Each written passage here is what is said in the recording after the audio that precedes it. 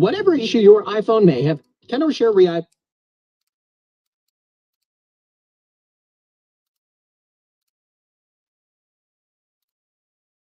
iPhone may have, cannot share your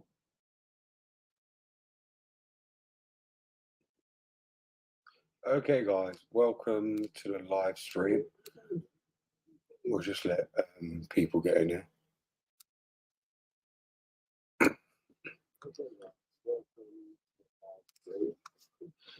What's going on, Blackbird?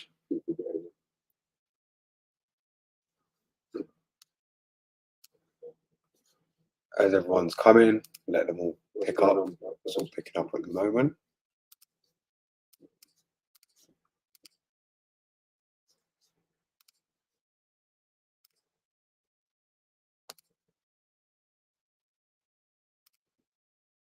Seems to be getting more and more people coming in, which is a good thing. Blessings from Mexico, Cali, Mexico. Viva la Mexico. Darwin, what's going on?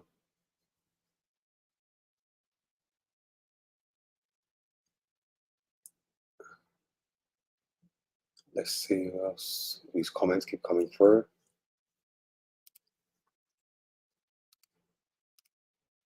What's we've got?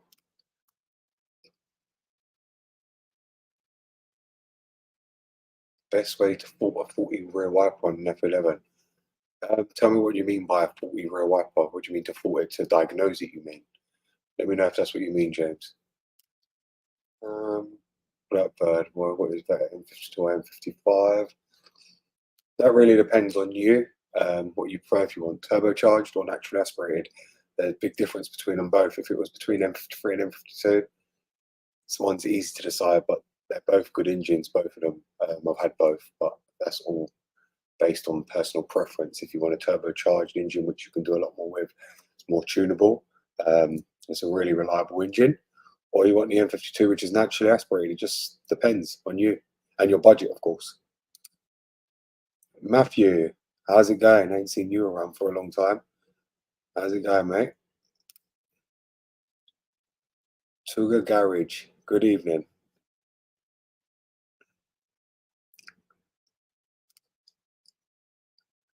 Welcome from South Africa, Sandil. Both topped on Phoenix after your review. Do you mean bought them? Bought both of them? Or you're looking at the review, asking which one to go for? How's it going, Giza? Rear wiper ain't spinning, spins freely when I move my hand to no resistance. Yep, your motor's gone. You need to replace the motor on the rear. That's your problem straight away. If it's freely spinning, it means the cogs are broken, which actually turn it.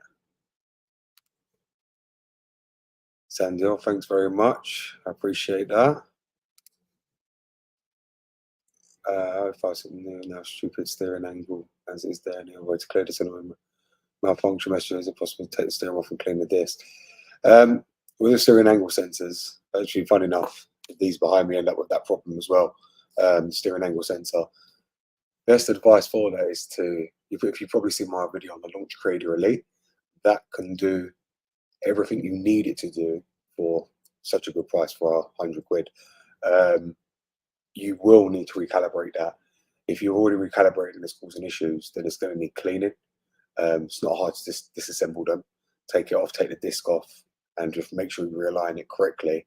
Otherwise, when you go to realign or recalibrate the steering angle sensor, it will be out of alignment. If it throws it out of alignment, the light will keep coming on constant, especially if there's dirt caught behind the disc or the plate of the SZL itself. When you just take it off, you'll see like a plastic kind of disc. That can really affect the steering angle position. And obviously, as you know, it will affect your ABS, the DSC, and on the M5s, steering angle also affects the SMG gearbox and the EDC because it's all linked together. My first live review, hopefully some BMW relevant code EZ39s here too. Thanks for launch content, have two now. No problem, that's what I mean. That scanner is very, very good. It's one of the probably the most affordable, best scan tool you can buy for BMW. It does everything. I've not found myself with that scan tool not being able to do nothing. as I said on the video, software that's embedded in that is just the same as what you'd pay launch for the bigger scan tools, which you're paying more money for. It's the same exact software you're going to get on another tool, just it looks different and it's more fancy. But apart from that, for BMW, most of you, that's all you're ever going to need, purely unless you want to do programming. That's going into a whole another level kind of scan tool. And you know me, I've got every single one. So do you know what I mean? It doesn't make sense to go and spend that type of money when you don't have to. You know, like 90% of people ain't going to need to program the car. Love the comment on your channel. Blessed up from Austin, Texas. Thank you very much, Igach. No, I was looking for a good diagnosis so I bought it. Aha. Yeah, the Phoenix, what Phoenix is it you've got? Because I've got quite a few. I've got the Phoenix Plus, Phoenix Pro. I've got them all. I mean, the Phoenix Pro is a really good one. It's expensive, but it does mostly everything you're ever going to need on scan tool. Because that can do programming, coding, even though it took me a while to work it out, how to do the programming, because it doesn't come out of the box being able to program. You have to install a different APK to it and change a load of settings on it, which is something I've got to do a video on, funny enough, because TopTom that actually don't state that. They make you believe you can program with that out of the box, which you can't. You don't even have all the files on it. You have to change an APK file, change it, and nobody's done a video on it on YouTube, and you've got people paying that kind of money for that, which I think is ridiculous. And least they can do. I did complain to TopTom, bearing in mind you guys know I do a lot with them, and told them this is unacceptable. You can't expect people to pay £2,000 for a scan tool, and then out of the box the programming don't work. The coding works, but the programming wasn't. And obviously it took me having a research and find out what's wrong, connecting to their engineers to find out what the issue was. And obviously we got it there in the end, but they still, I don't think they've changed it on any of their other tools, and they're still selling the old ones that don't have it properly installed. James Cook, thank you. No worries, mum. I need your help with that book, the Creed for BMW. I follow the instructions. Andre, I've just actually, you're in the Telegram group. If you message me on the Telegram group, there was another guy in there. I think you should be able to see the whole text from the forum on there anyway. You should be able to find your problem right there. Another guy had that issue and we've already spoke about it. Loads of us have helped him. It should be there. If you go through the chat, you'll see it all there. You should be able to see all the chat. Love heart. Thank you very much, Rob. Thanks for the steering comment. No problem. Phoenix Plus, that's it. Okay. That's still a good one. That's a very good one.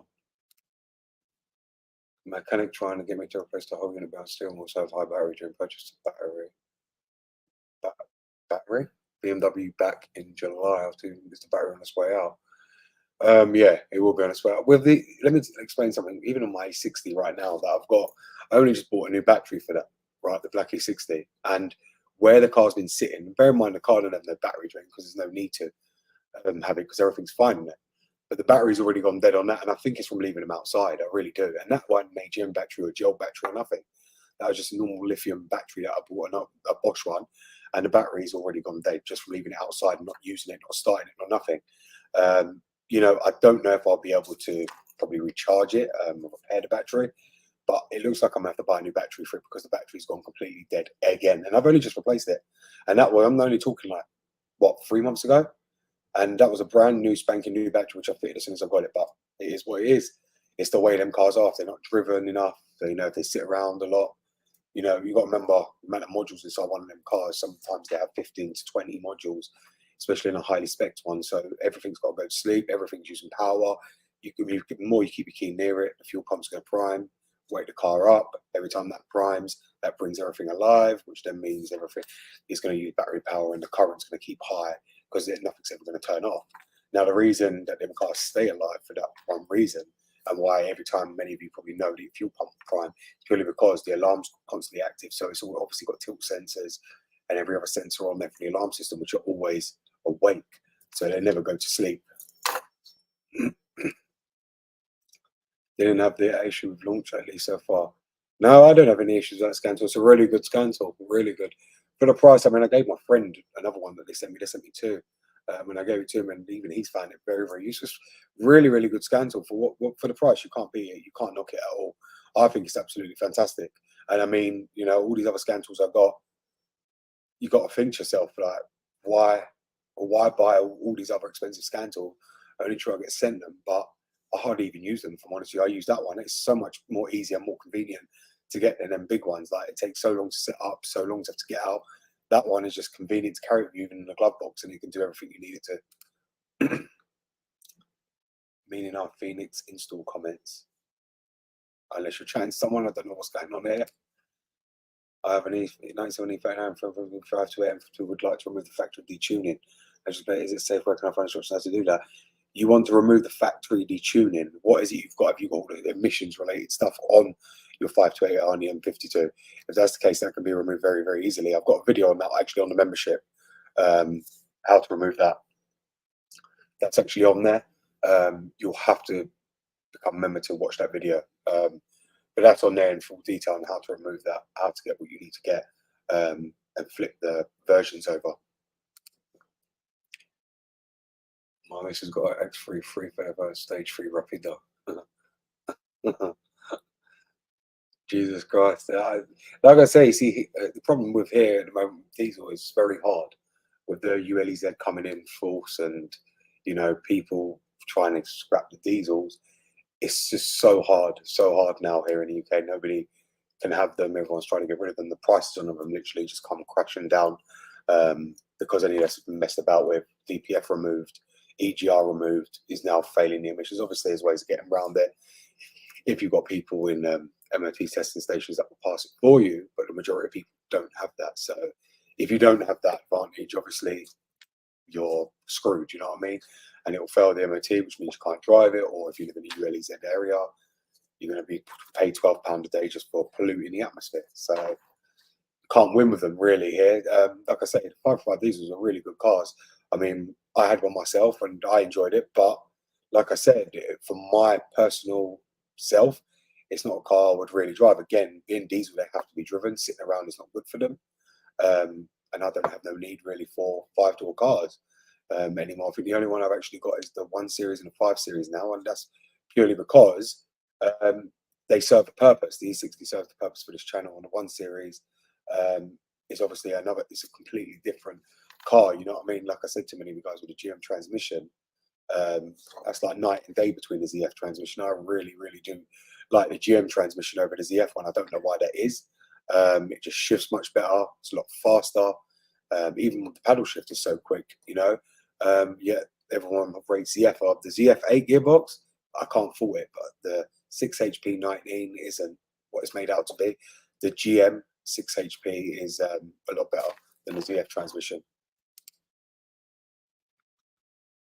Okay, because I only drive the car 15 minutes a day from work and back. That ain't enough. That ain't enough at all to run the car. I'll be honest with you, that ain't enough. That's what's going to kill the battery. 15 minutes a day isn't enough for that battery charge. You need to run that for at least an hour, 2 hours to recharge the battery. It's not going to do nothing, and I know that myself. With the 60, with the 6 Series I had, was doing the same thing. I would use it for start it up, let it run for 20 to 30 minutes, try and recharge the battery. You wake up the following day, it's got battery drained up. But then if you drove it for long periods, battery would charge and be fine. Like I said, cars don't like sitting around. They really don't. Good question and on. Thanks, Doctor. Thank you very much. Shout out from Texas, Doc. Thank you very much. You guys in Texas, so I've got so many of you on here. So many. Michael Bush, hello, how's it going? I have 2080 65 to 8i. So you will understand exactly what I'm saying about the GM transmission, because you will have that fitted as well in yours. And like I say, it's night and day to the ZF gearbox. I have a problem in the E6 where the fuel pump overheats in hot weather. Last time it overheated. It's normal for BMWs.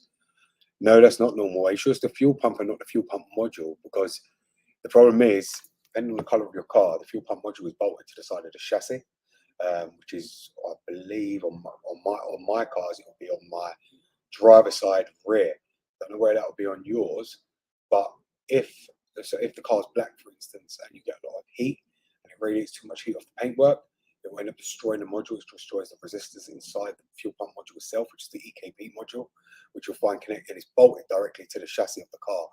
And it obviously is behind carpet, so heat will just build up in there, especially if the sun is beaming on that side of the car. And that's what usually causes it. And what you're saying seems like the common cause of that. If it's overheating when it was 45, and it's fine when weather's not like that. That's going to be your EKP module. I have the GM box as well. Love it. Yeah, I do. I absolutely love it. If I'm honest with you, if I could take the ZF1 out of my E60 and put that one in, I would do it in a heartbeat. I'm still trying to figure out a way, if it's possible. I need to look at the 130i and see how it's all connected. I need to get it on my lift and actually properly look at it. I need to service that transmission anyway. It's about the only thing that's left on that car to do, because everything's been done. But that 100%, if I could do that, I would flip it to a GM transmission straight away. No crank, no start. I've replaced the battery, but nothing, please. Car E65 to 8i. You've got no crank, no start.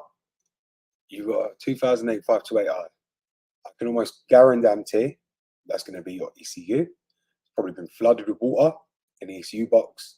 But that ECU, the chips on them like to just become desoldered, and it causes your car not to crank and start, which is what you're experiencing. Common issue, especially in the US with the 528is. The ECU on them, I believe, is MSV80. That's what I've got on the 130i as well. MSV80, not easy to get hold of, or in high demand, and you will see that when you go to look for one. So do bear that in mind. Go and check the ECU, because it's common for that anyway on them cars. I might take a JLR. Did you ever update any module? Yes, I did actually. I actually updated the E60 with it because I wanted to test it, even though it didn't need updating.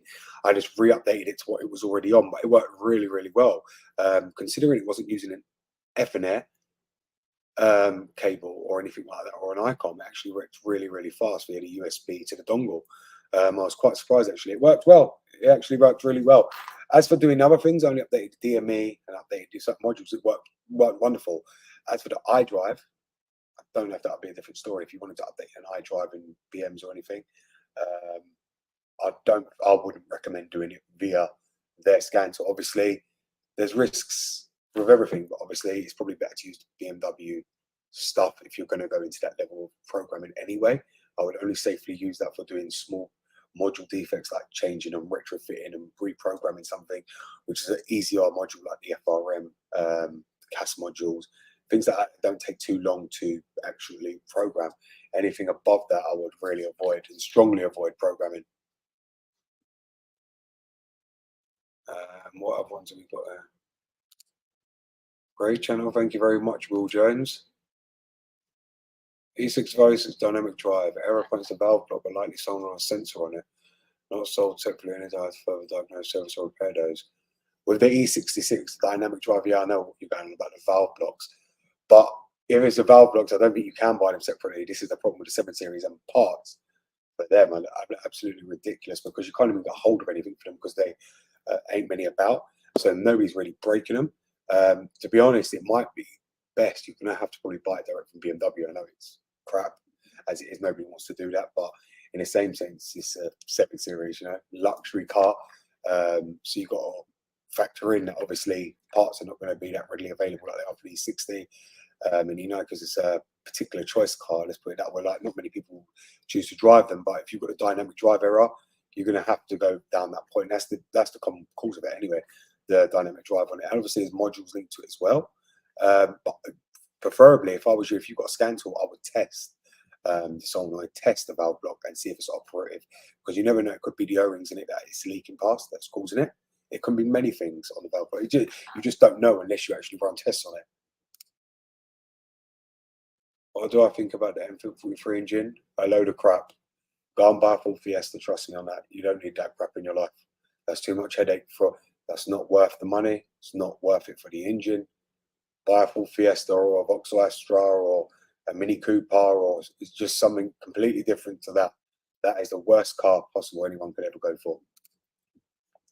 Agreed, rain flooded. Yep, I'm glad you understand. You know that as well. It's common. Thank you so much, Doc. E73 litre, no crank, full battery, electrical problem warning.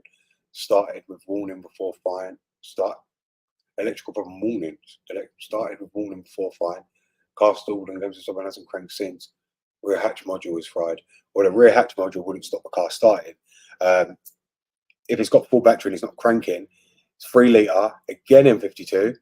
That seems again like an ECU problem. Usually with the no crank, I'll be honest with you, With a no crank, no starts on these M52 engines, most of the time it's the ECU box, and that's because in the US, Canada, you drive on the other side of the road, so your ECU box is on the opposite side of ours.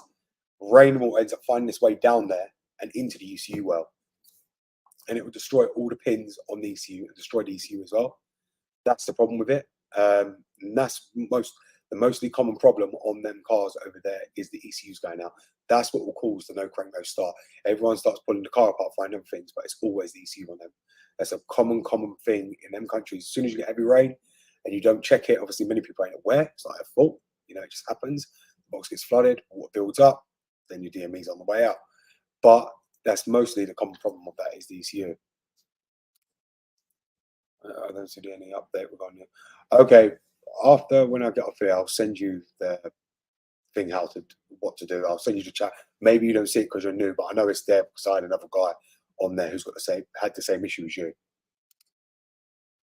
These will leak through one pressure sensor in all of the cables in the engine. And cleaned all electrics. I have bought new cables instead of cleaning. Should I have bought new cables instead of cleaning? I think you should have, yes. Cleaning, look, I've said this many times, and I'm very blunt. A lot of people don't like it, but I've said it, and I always say, cleaning stuff on BMW parts, sensors, wires. Once they are gone, they are gone. You know, there's no rescuing them parts. Then the parts are so cheap anyway for them cars, readily available. It's best to just buy it anyway. It doesn't make sense to try and clean it to save something. I know we're all about recycling. A lot of people are wanting to upcycle and save stuff, and that's fine. But with parts at the prices they are for BMs, there's really no need to really be upcycling something.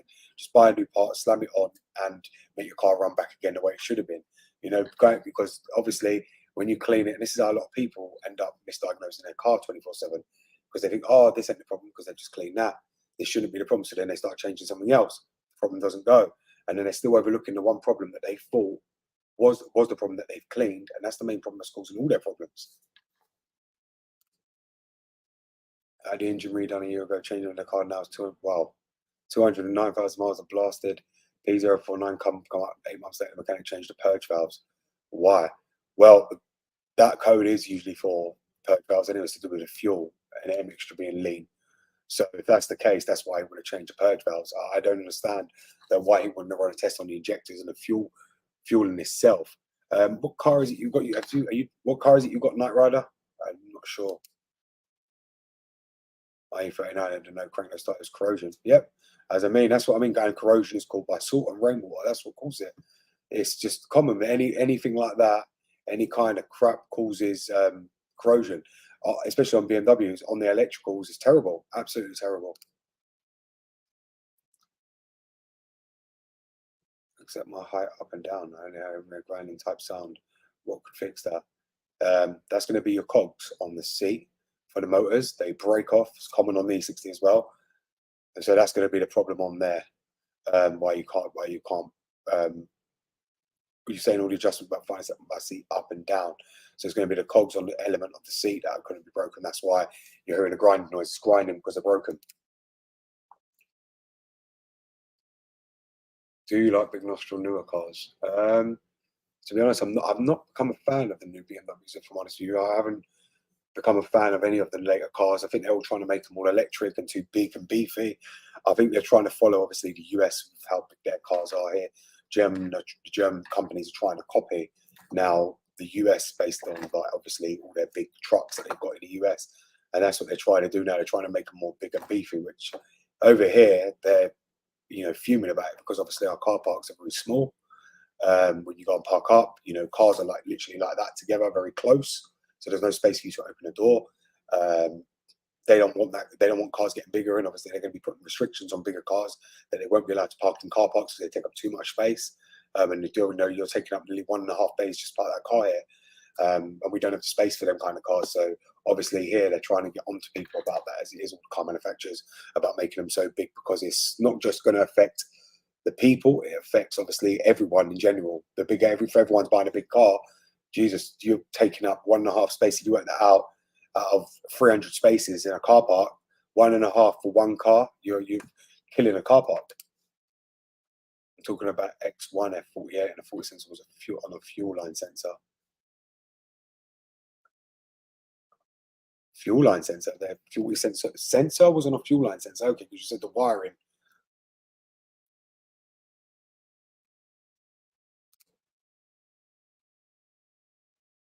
How do you think the M52 compares to the M55? In all honesty, they're both different engines. It's very hard to explain. Obviously, the M55 is a very, very quick car, very capable car. Don't get me wrong, I love mine, and I drove it all the time.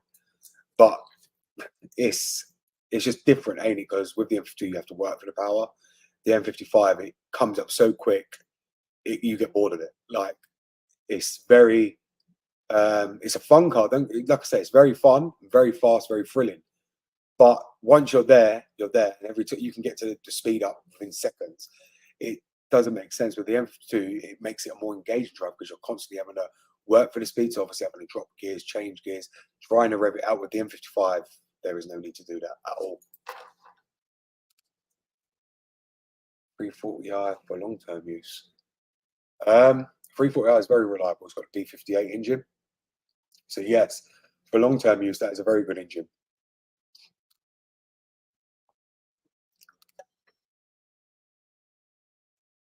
Getting code 29 engine issue when driving is capping out.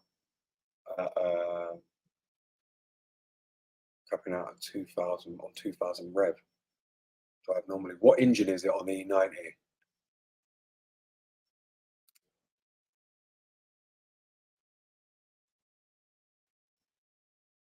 Okay, you had the corrosion on your battery connection. It was perfect after cleaning it. That's cool. What are your thoughts on supercharging 09 E90 328? That's something I actually wanted to do on my one, but then I come to the conclusion not to, because the people that were developing the superchargers weren't very, they wouldn't back their product, let's put it that way, completely. And obviously they wouldn't give them a warranty to supercharger. And obviously there's a lot of companies out there, when you looked at superchargers to engines, that will warranty your engine as well, that if it was to go wrong, blow up, whatever, they'll pay out for all the repairs. But nobody seems to want to do that for any of the M52s. And that's why I didn't get involved in it, because I did have a company wanting to send me one. And then they said they had problems with it, lying about it, then saying they developed it, but then they couldn't warranty the supercharger. They couldn't guarantee the supercharger. They couldn't guarantee it wouldn't destroy the engine. Then they're saying they couldn't just bolt it straight on. You would need to forge all the internals, which I agree, you do. But it just wasn't worth it for the performance figures of it when you think about it, because the supercharger wasn't really going to add much to it. And then by the time I got round to really considering it, I ended up with an M55. So, that's when it didn't cross my mind anymore. But as I said, my M52 engine on my 60 has to come out. It has to be rebuilt. The piston rings showing signs of failure, which is to be expected. 175,000 miles, that is to be expected. The car don't get used. What do you expect? So that's going to be next on the list anyway once this one's out of it. By the way, from Los Angeles, California. Thank you very much. It's good to see all these different guys from the US. God, am I on the same questions? Why buy a 1.8 BMW? Okay, I don't know who that was to. Definitely won't be for me, because you guys know I'm against that. What's the most beautiful BMW, and why is it the E89? To be honest, that's very hard for me to say, because I haven't really. Well, if I was to say the least, I don't find any BMW beautiful. If I'm honest with you, I just don't. It's not like for instance, Porsches, which are small cars. They all look nice, very nice and appealing. BMWs are more like a luxury car. If you say what's my favorite one, it'd be the E60. But as for beautiful, I don't find any of them beautiful. I don't think they have that. They don't have that kind of appeal on me. Let's put it that way. To others they do, but for me they don't. Thanks for the information. This Mohammed, he's put a lot of comments in here.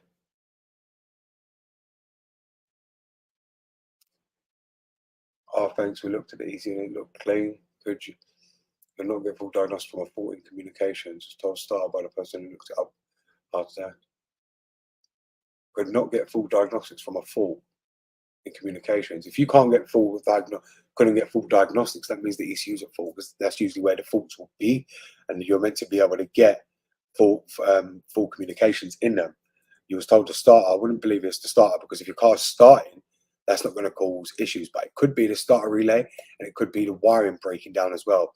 The junction box on them, they like to go. So, like I said, you're probably best to check that. Can the starters go out suddenly? Oh God, yes. Starters do go out suddenly on them. That's one thing I know all about. They do go out, and a hell of a lot of the time. That's one thing I would recommend to any of you, that if you haven't done that, do replace that on your M52, because from with them is you'll be at a garage, and it happened to me. And luckily, one of my good friends managed to tow us back, so it wasn't an issue. But many of you won't have that same luck. And I was at a garage, we just filled up, turned the car off to fill the car up, come back out to start it. Start motor was gone, completely gone. So they do go out, and without warning as well. There isn't no way to really test it either. There really isn't. The only way is if you start getting slow. Bearing in mind, mine was slow from when I bought it, which was on 130k, and it still lived to see 172k. But that's not to say yours will. Mine actually did me very well, and really I should have changed it years ago. The reason I didn't was because I had already done a CCV, and to do it, I had to do it all again. But now I've changed that, and now everything's fine again. But if you haven't changed yours, please do change it, because it will leave you stranded. How do I confirm what engine I have on the United? It's a 320D. So that's going to be the N47 engine. What is the best car that I install for BMW? I would recommend the Launch Creator for BMW. That's the best one you can buy. £100, and you've got everything you need on there. You won't need another scan tool in your life, especially if you only do a BMW. Continue to have coolant issues on my 2018 430i convertible. I'm pretty sure, is that the M55 in that? Or is that the B48 engine? I'm not too sure, because I know they flipped it. I know they kept putting the M55 in quite a few of them. Camille, no worries, my friend. Yeah, the M52. Like I said, that car, I've got a lot to do on it still. And like I said, I've got two of them. Got better than mine. Luckily, I got lucky in my 1 Series that most of the stuff has been done now, apart from the transmission service. Everything's been done. So I don't need to really focus on that. That mostly needs cosmetic stuff doing on the front, which I'm in minds of going to buy another car now. So once I get another car, that one is going to be safely coming off the road. It needs to come off the road for the MOTs due in November, so I can get that all fixed and sorted, which I plan to do. Greetings from Argentina. Ricardo Perez. Greetings, brother. It's 2005 645 Ci Coupe. Sorry for the late reply. Aha, so you got N62. Okay, so Night Rider set. Let me just try and find your questions. Oh my God, so much. Okay, resend to me what you said, because I can't find it. How about N20? Terrible engine. Terrible engine. Look, I've got to be honest. I don't do 2-litre engines. Okay, it's just not my thing. Never has been, never will be. With BMW, with any kind of performance manufacturer, luxury manufacturer, it's got to be the 6 cylinders, or V10s, V12s.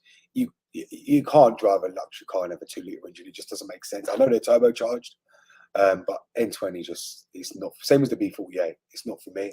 B47, all of them, it's just not for me. It's not a car that I would personally ever drive myself or use myself. Would you like more? Would you like the M52 for me? I don't like the I definitely don't like the B48. Because I'm going to spell Launch Creator. So it's Creader.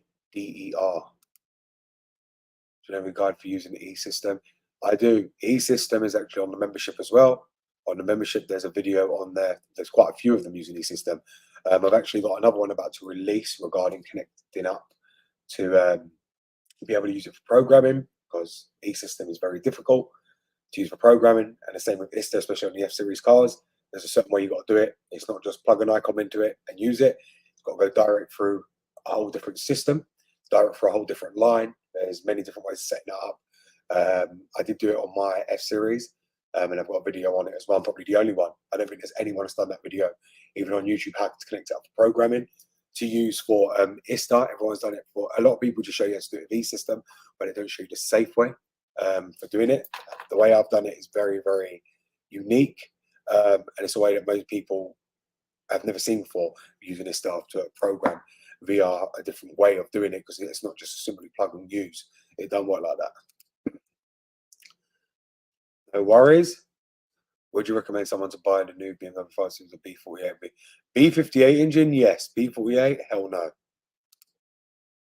M47 is the best engine ever built.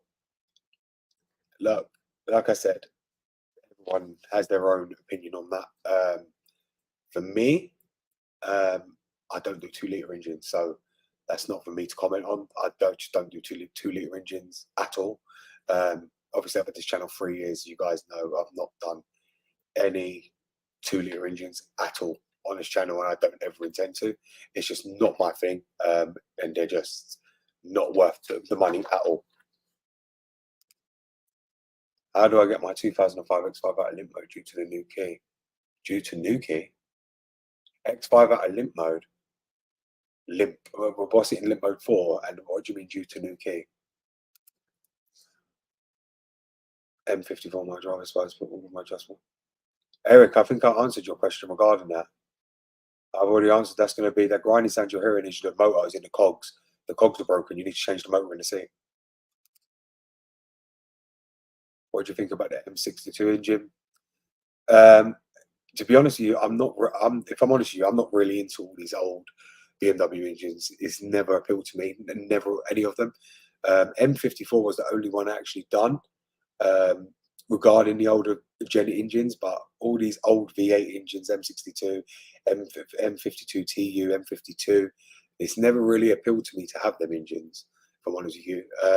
The N series engines, however, do, and the B series engines appeal to me. But the older M engines, I have no desire for them whatsoever. I never have done. I think that's because I'm more, you got to remember, I'm not old, like a lot of people that do them. I'm more new, and I understand the technology behind them. So I've always said, one car I need to have, and I still need, is the N62. I know people say it's the most unreliable, valve stem seals, coolant pipe leak, alternator bracket, popping off. But to be honest, I'm honest with you, they did say that about the M52 until I come along. So, and I know I can add a lot of value to that N62. I know I can show how reliable that car can be, because it's a V8. It's one I've never had. I had the V10, but I know the V8's much loved across the whole BMW community by a lot, especially in the US. The 650i's, 550i's, 545, 645, all of them. It's a wide variety of engines, wide variety of models, shall I say, and it's much looked up to as a great V8 engine. So it's an engine that I really want to get on here, and I will be getting one of them at some point. What's bad about the people? Yeah, there's been a lot actually coming out about them just recently. About they've been having issues regarding the turbochargers and the EGR valves on them, and also the timing chains on them as well, the tensioners on the B48. If I charge you somewhere, could you say one a little bit more black smoke than one light? Car's going very nicely. That's all the EGR. The black smoke you see is the fuel being not being burnt, which means if your glow plugs ain't working, or it's because your air to fuel ratio isn't correct, and that's why you're getting a lot of black smoke coming out the exhaust, or it's just a load of soot coming out from the DPF system itself where it hasn't cleared off. With the diesels, you do need to be blasting them every now and again to be able to clear that, otherwise they will block up if you ain't deleted it. My A53 went into limp mode with a transmission one and harsh shifting. Turned out to be the MAF sensor. There you go.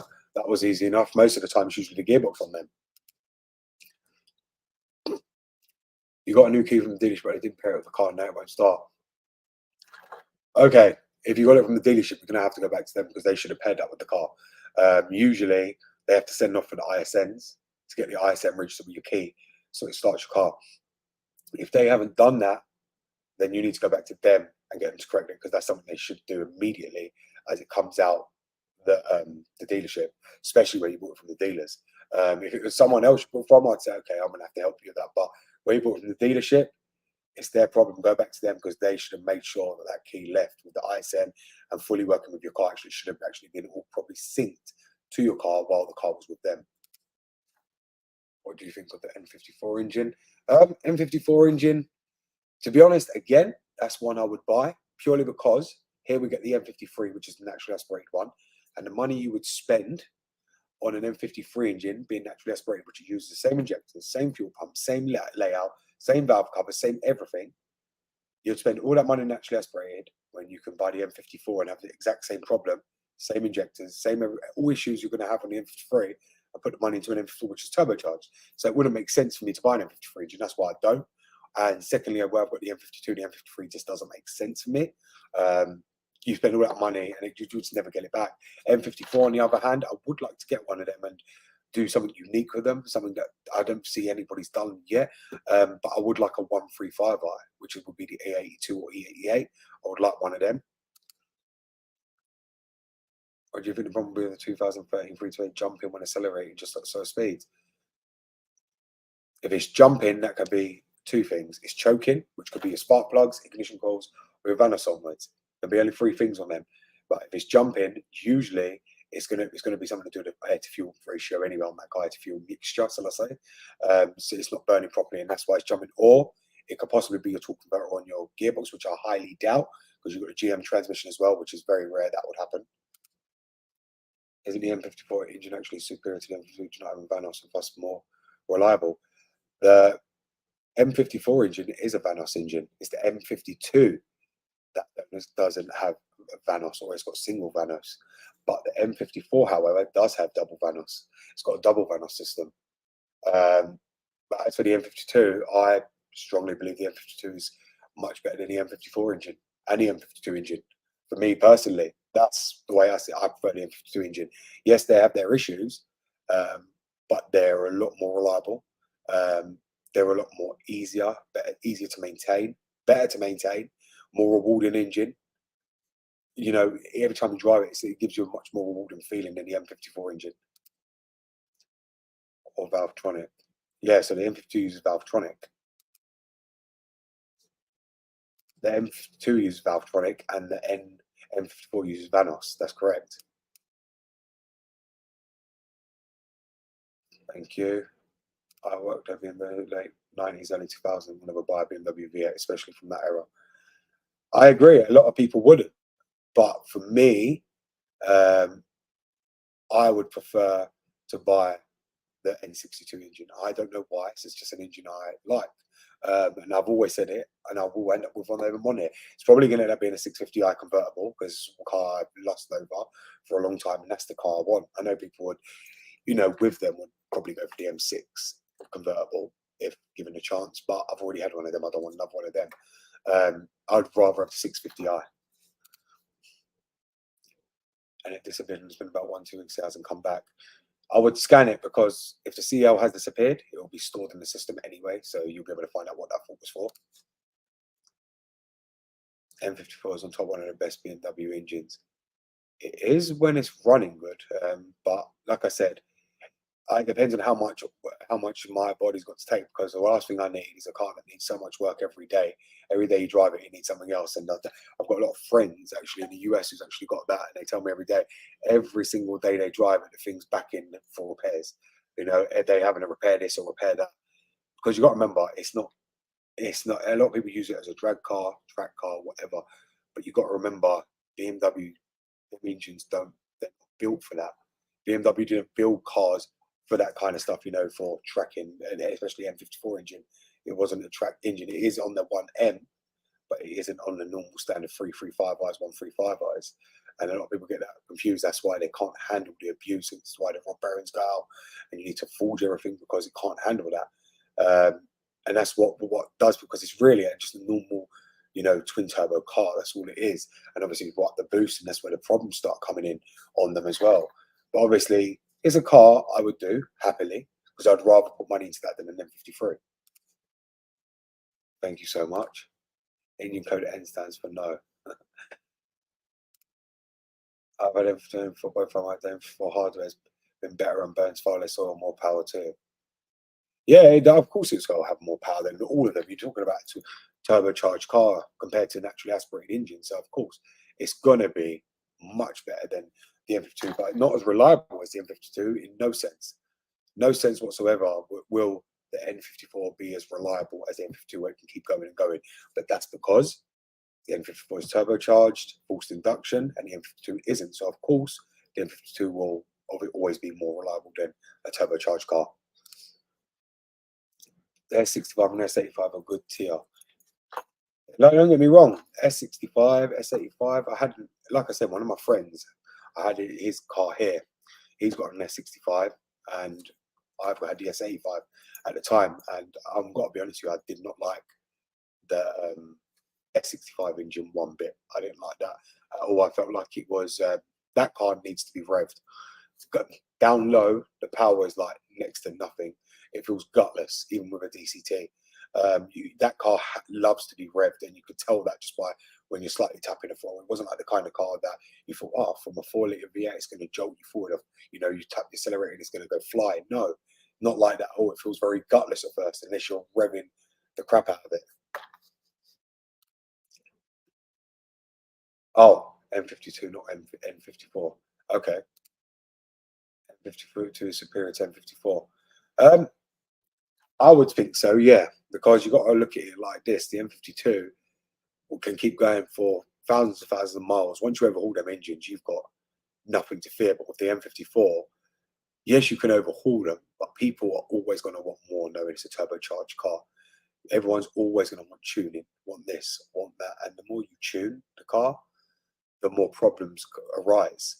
And then you have bigger problems. Then you want the bigger tune because you get used to the power of that. So then you want the next best thing for it. Then you want to start upgrading the turbos, upgrading this, and you can't do that without upgrading the internals.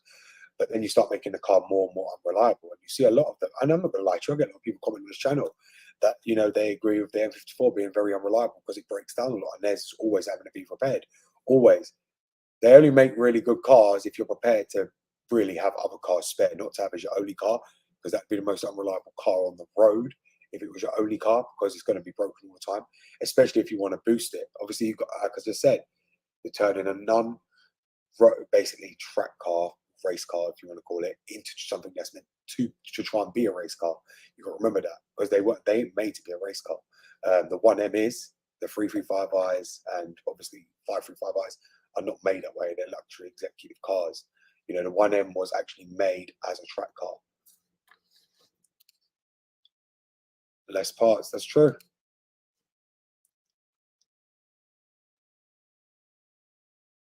What is and doesn't need fixing? Air pump seems to tick. I'm not sure what that will be on your one, because if it's the air pump on them, are you sure that ain't the vacuum pump that you're hearing?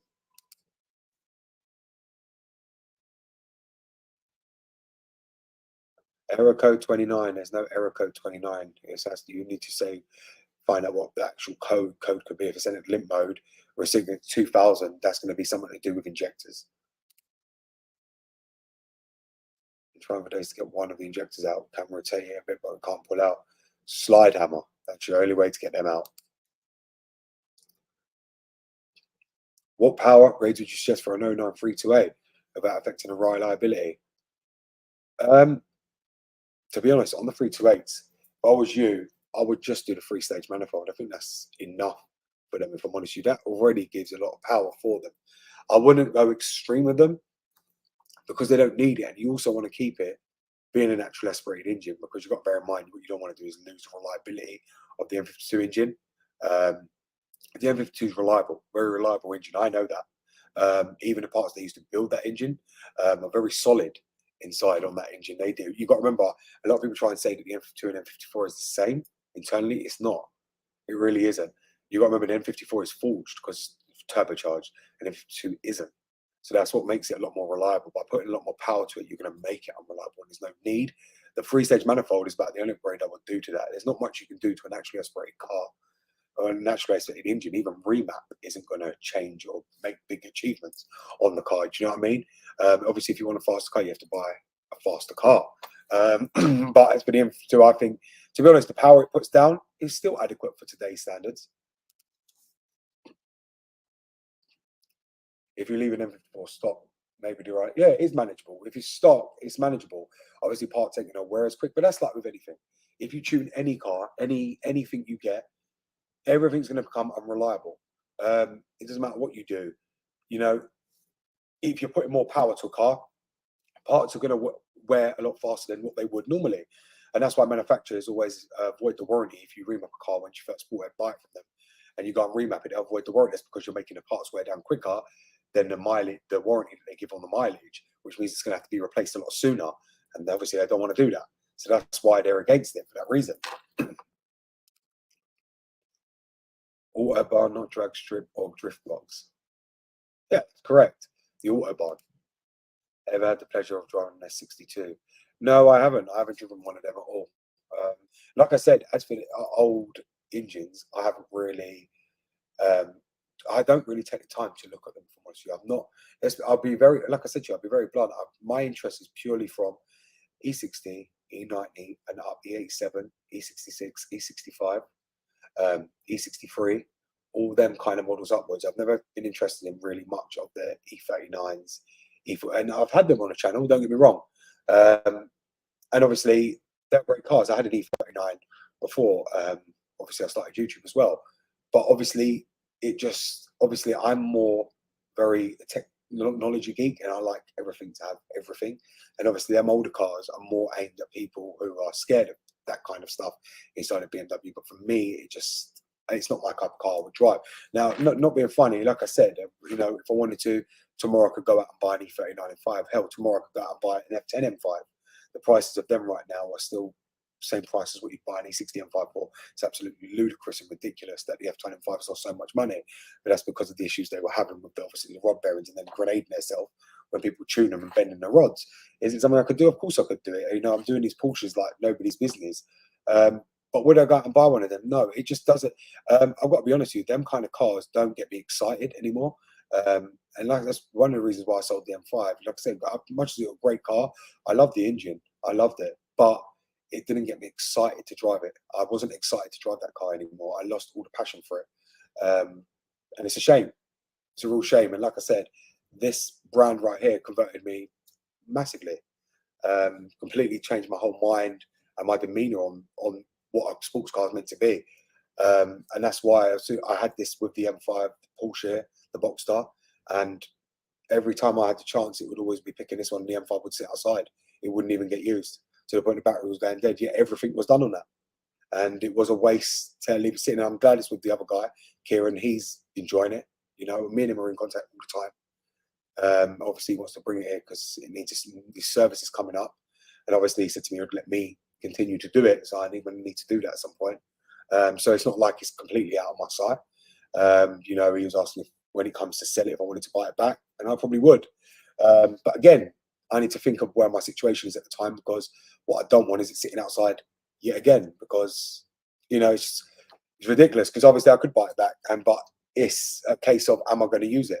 That's what it all comes down to. Am I going to use it? And obviously Nathan was telling me, you need to get rid of that car. You need to get rid of that car. It's sitting there. It's doing nothing. Get rid of it. And that's why we meet. And then obviously I listened to him. He listened to me. We both got rid of them. And we are where we are now. And that's another thing I wanted to really cap on right now in this video. I wanted to speak about is Nathan is who's actually come back over here. Many of you don't know who Nathan is. Many of you will, many of you won't. If you do know who he is, me and him have been doing videos regarding the Porsche you can see on the left, the 911. That's on his Porsche channel, Nathan's Porsche Workshop.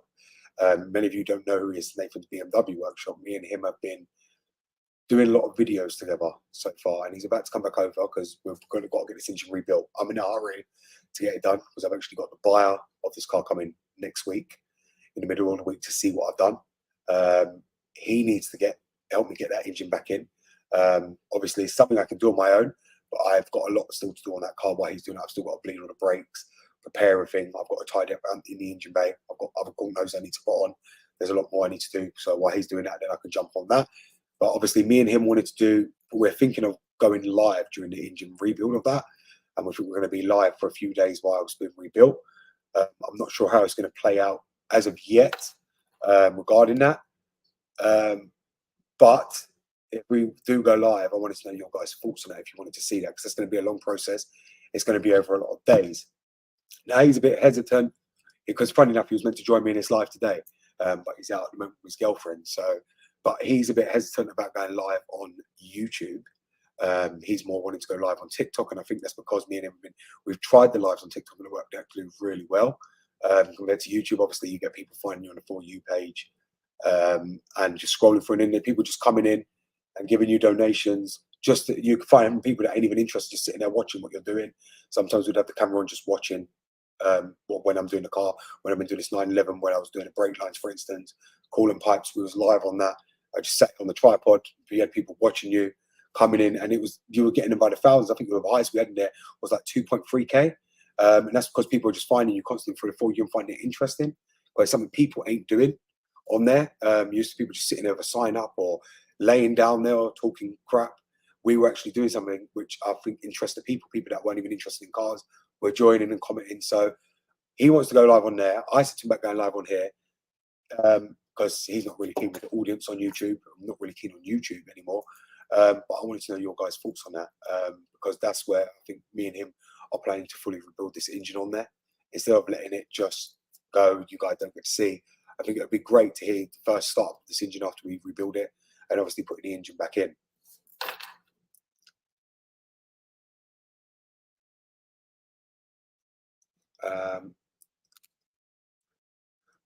Let's go to cool, you know, stuff and what you like. It was fun to join us. It feels like a job. Another level. They really have a feel to. That's just it. The Porsches are completely on another level. I've tried to explain it to so many people. Unless you drive one, you will never know. And I'm glad someone is in agreement with me. I mean, if you've drove one, you will know exactly what I mean. They're not floppy in the steering by any means. They're not wobbly all over the place. They're controllable. They're handle around the corner. I mean, you can put this car down, right, this Boxster around the bend at 90 miles an hour and it's going to make it. In the M5, that would never be possible. Even in an M3, I know that because I tried it in my friend's E93 M3 and I nearly flipped out. And that wasn't going into a ditch. You know, it wasn't good at all. And everyone says about the M3 being a good handling car. But I tried to do that. Because I drive every car like I drive the Porsche. And I drive this like an absolute maniac. Completely maniac. To the point, you got my wife trying to buckle up and, you know, being very, very scared. Crying because I drive this like an absolute lunatic. So, you know, trying to take people off the road and swerving in and out the roads. So this car, I don't play about in. And obviously the BMs, I couldn't do what I do in this car, and I realised that. But this car, I chase people down. And the BM, just, you couldn't do that. You couldn't do that. Or the braking system wasn't good. Coming up to a roundabout, you wouldn't be able to make it around the bend. With this, I can. I can tell you now, there isn't many cars that will get away from you in this on the bends and in the corners. There's not many cars, and there hasn't been none to get away from me. Most of the time, I'm up their arse, and I make them pull over or move for me to get round because I'm glued to them because they're having a breakdown around the corners where I don't. And that's the same with my friend as well. Actually, you guys probably remember my friend who was on here. Actually, was in the M5 with me, Aaron Seb. You probably will know him as him himself. I converted him, the guy who owned the 6 Series that I bought from. He's actually bought a Boxster. I converted him to Porsche. Since driving mine, he wanted one. He went and bought one. I don't know if he's probably watching tonight. He probably is. Probably ain't. But yes, he's going to be here as well with his Porsche. I got him into Porsches as well. He left BMW and he hasn't looked back. Like I said, he can't even look back. He wants to buy a 911 now. And that's how it is. You know, I think I've just the third person I've converted over to the Porsche scene now, and Nathan.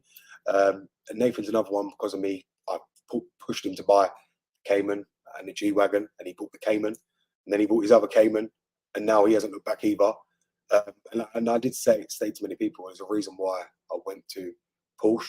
I have my reasons for that, and I wanted everyone else to join that as well. And like I said, I've never been so impressed by a community. Like I said, I've never wanted to join a BMW community.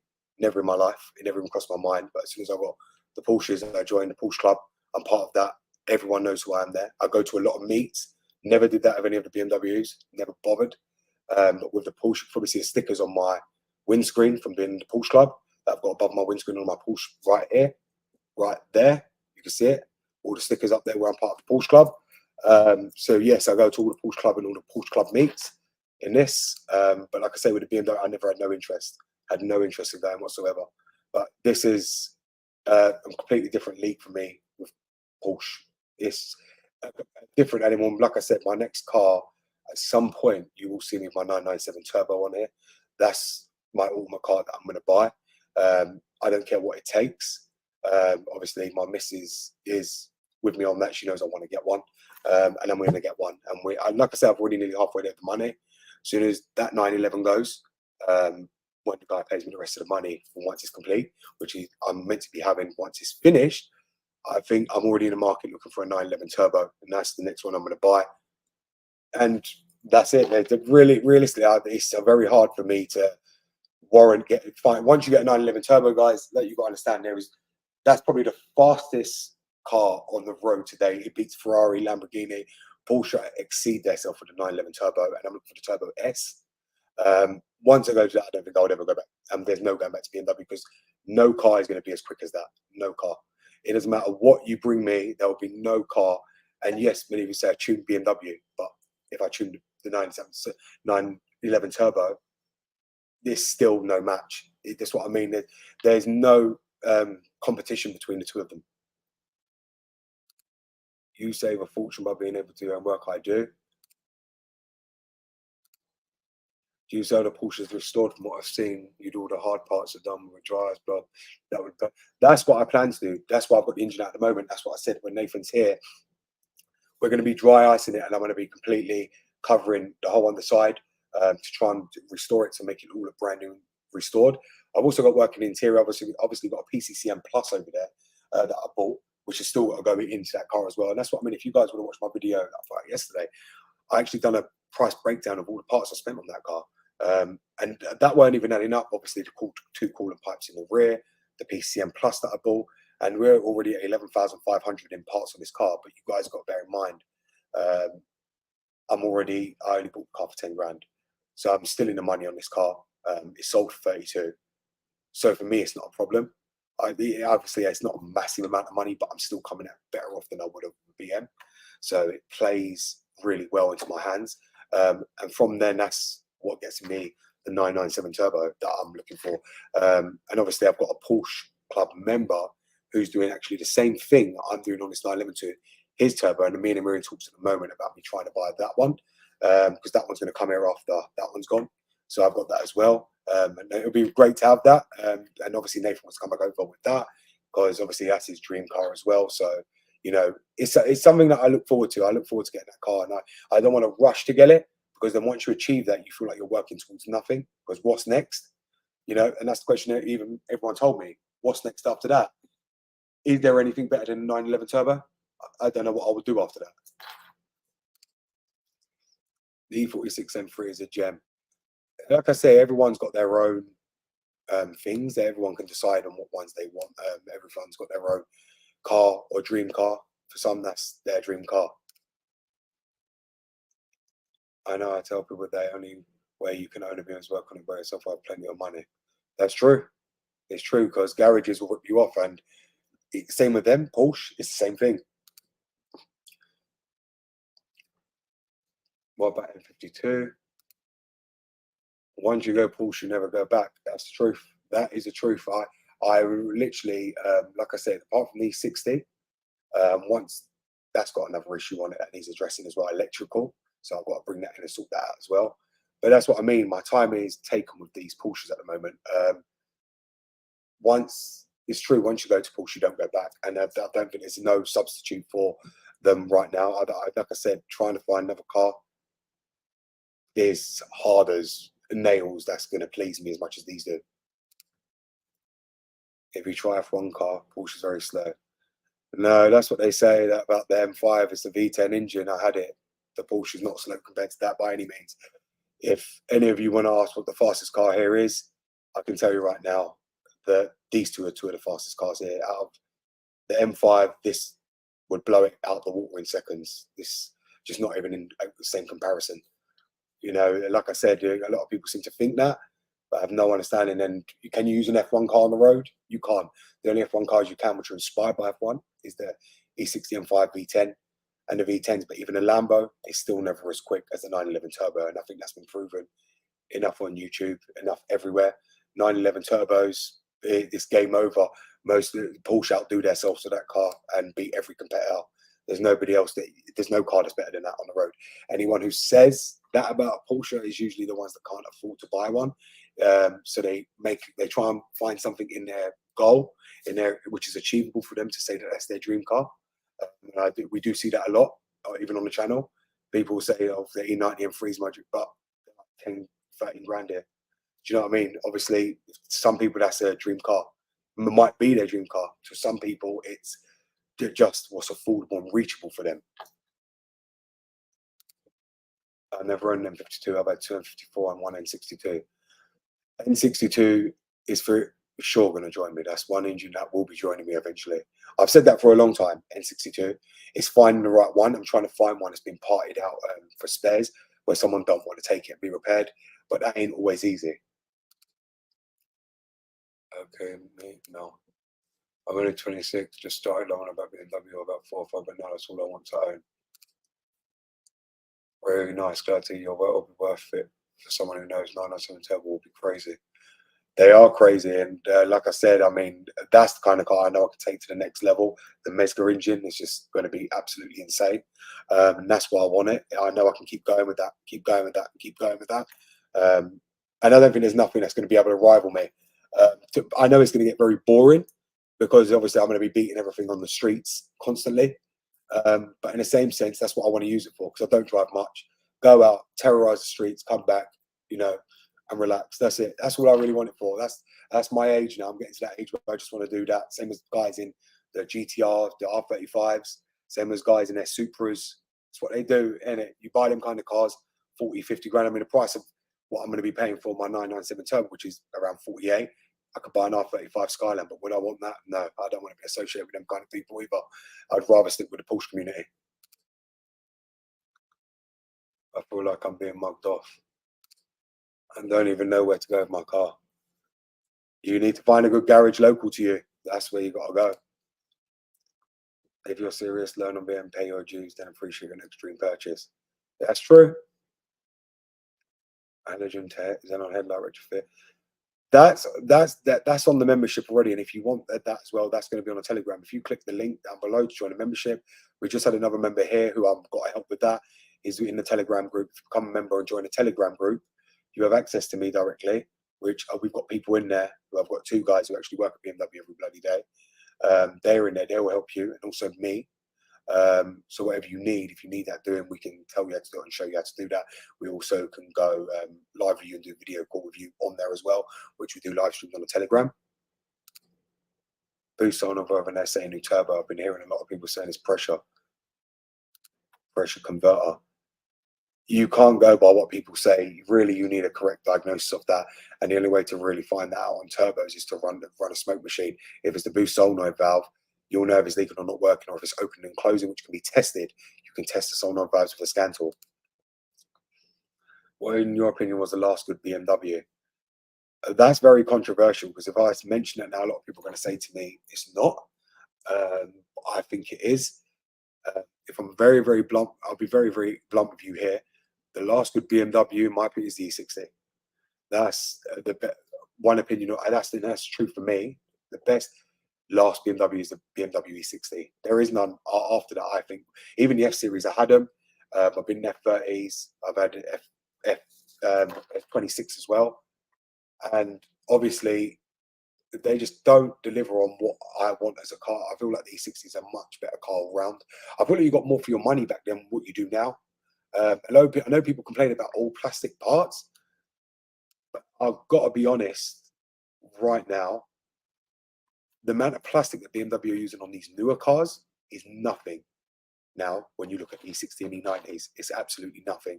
And the M55 was even worse, you know, plastic charge pipe, plastic this, plastic PCV. The amount of plastic on an engine, I've never seen so much plastic in an engine in my life. They have a lot of plastic on them. And then yet everyone had to cheek to moan about the M52. Aston V8 advantages compared to the 911s.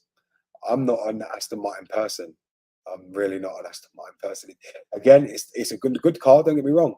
Aston Martins are nice cars, but it's just never really appealed to me because I think they're more like a Jaguar in that sense. So it's just never really appealed to me, an Aston Martin. But obviously they are affordable as well now. Anyone can buy them these days. I wouldn't say they're unobtainable. They are. I mean, just for me, I wouldn't drive them, but I think that's way too old for my age. You know, I'm not 60 or 70. I won't drive Porsche for a while. Too many big trucks. Some of who are all haters. It's the truth. That I know very well. And you know what they say about Porsche guys, and I think this is why that Porsche guys are very anal with their cars. So you'll see a lot of them sitting outside a shop wiping their cars down with wet wipes or cloths. And if someone sits in their car, they've got to wipe out immediately. Some of them have they're very OCD as well. They're very clean garages like myself, where everything's organized. And a lot of people do say that everyone that knows from the Porsche Club says this is why I join it so well, because most people are like me. They've all got garages very nicely laid out, everything organized. Everyone there is very OCD.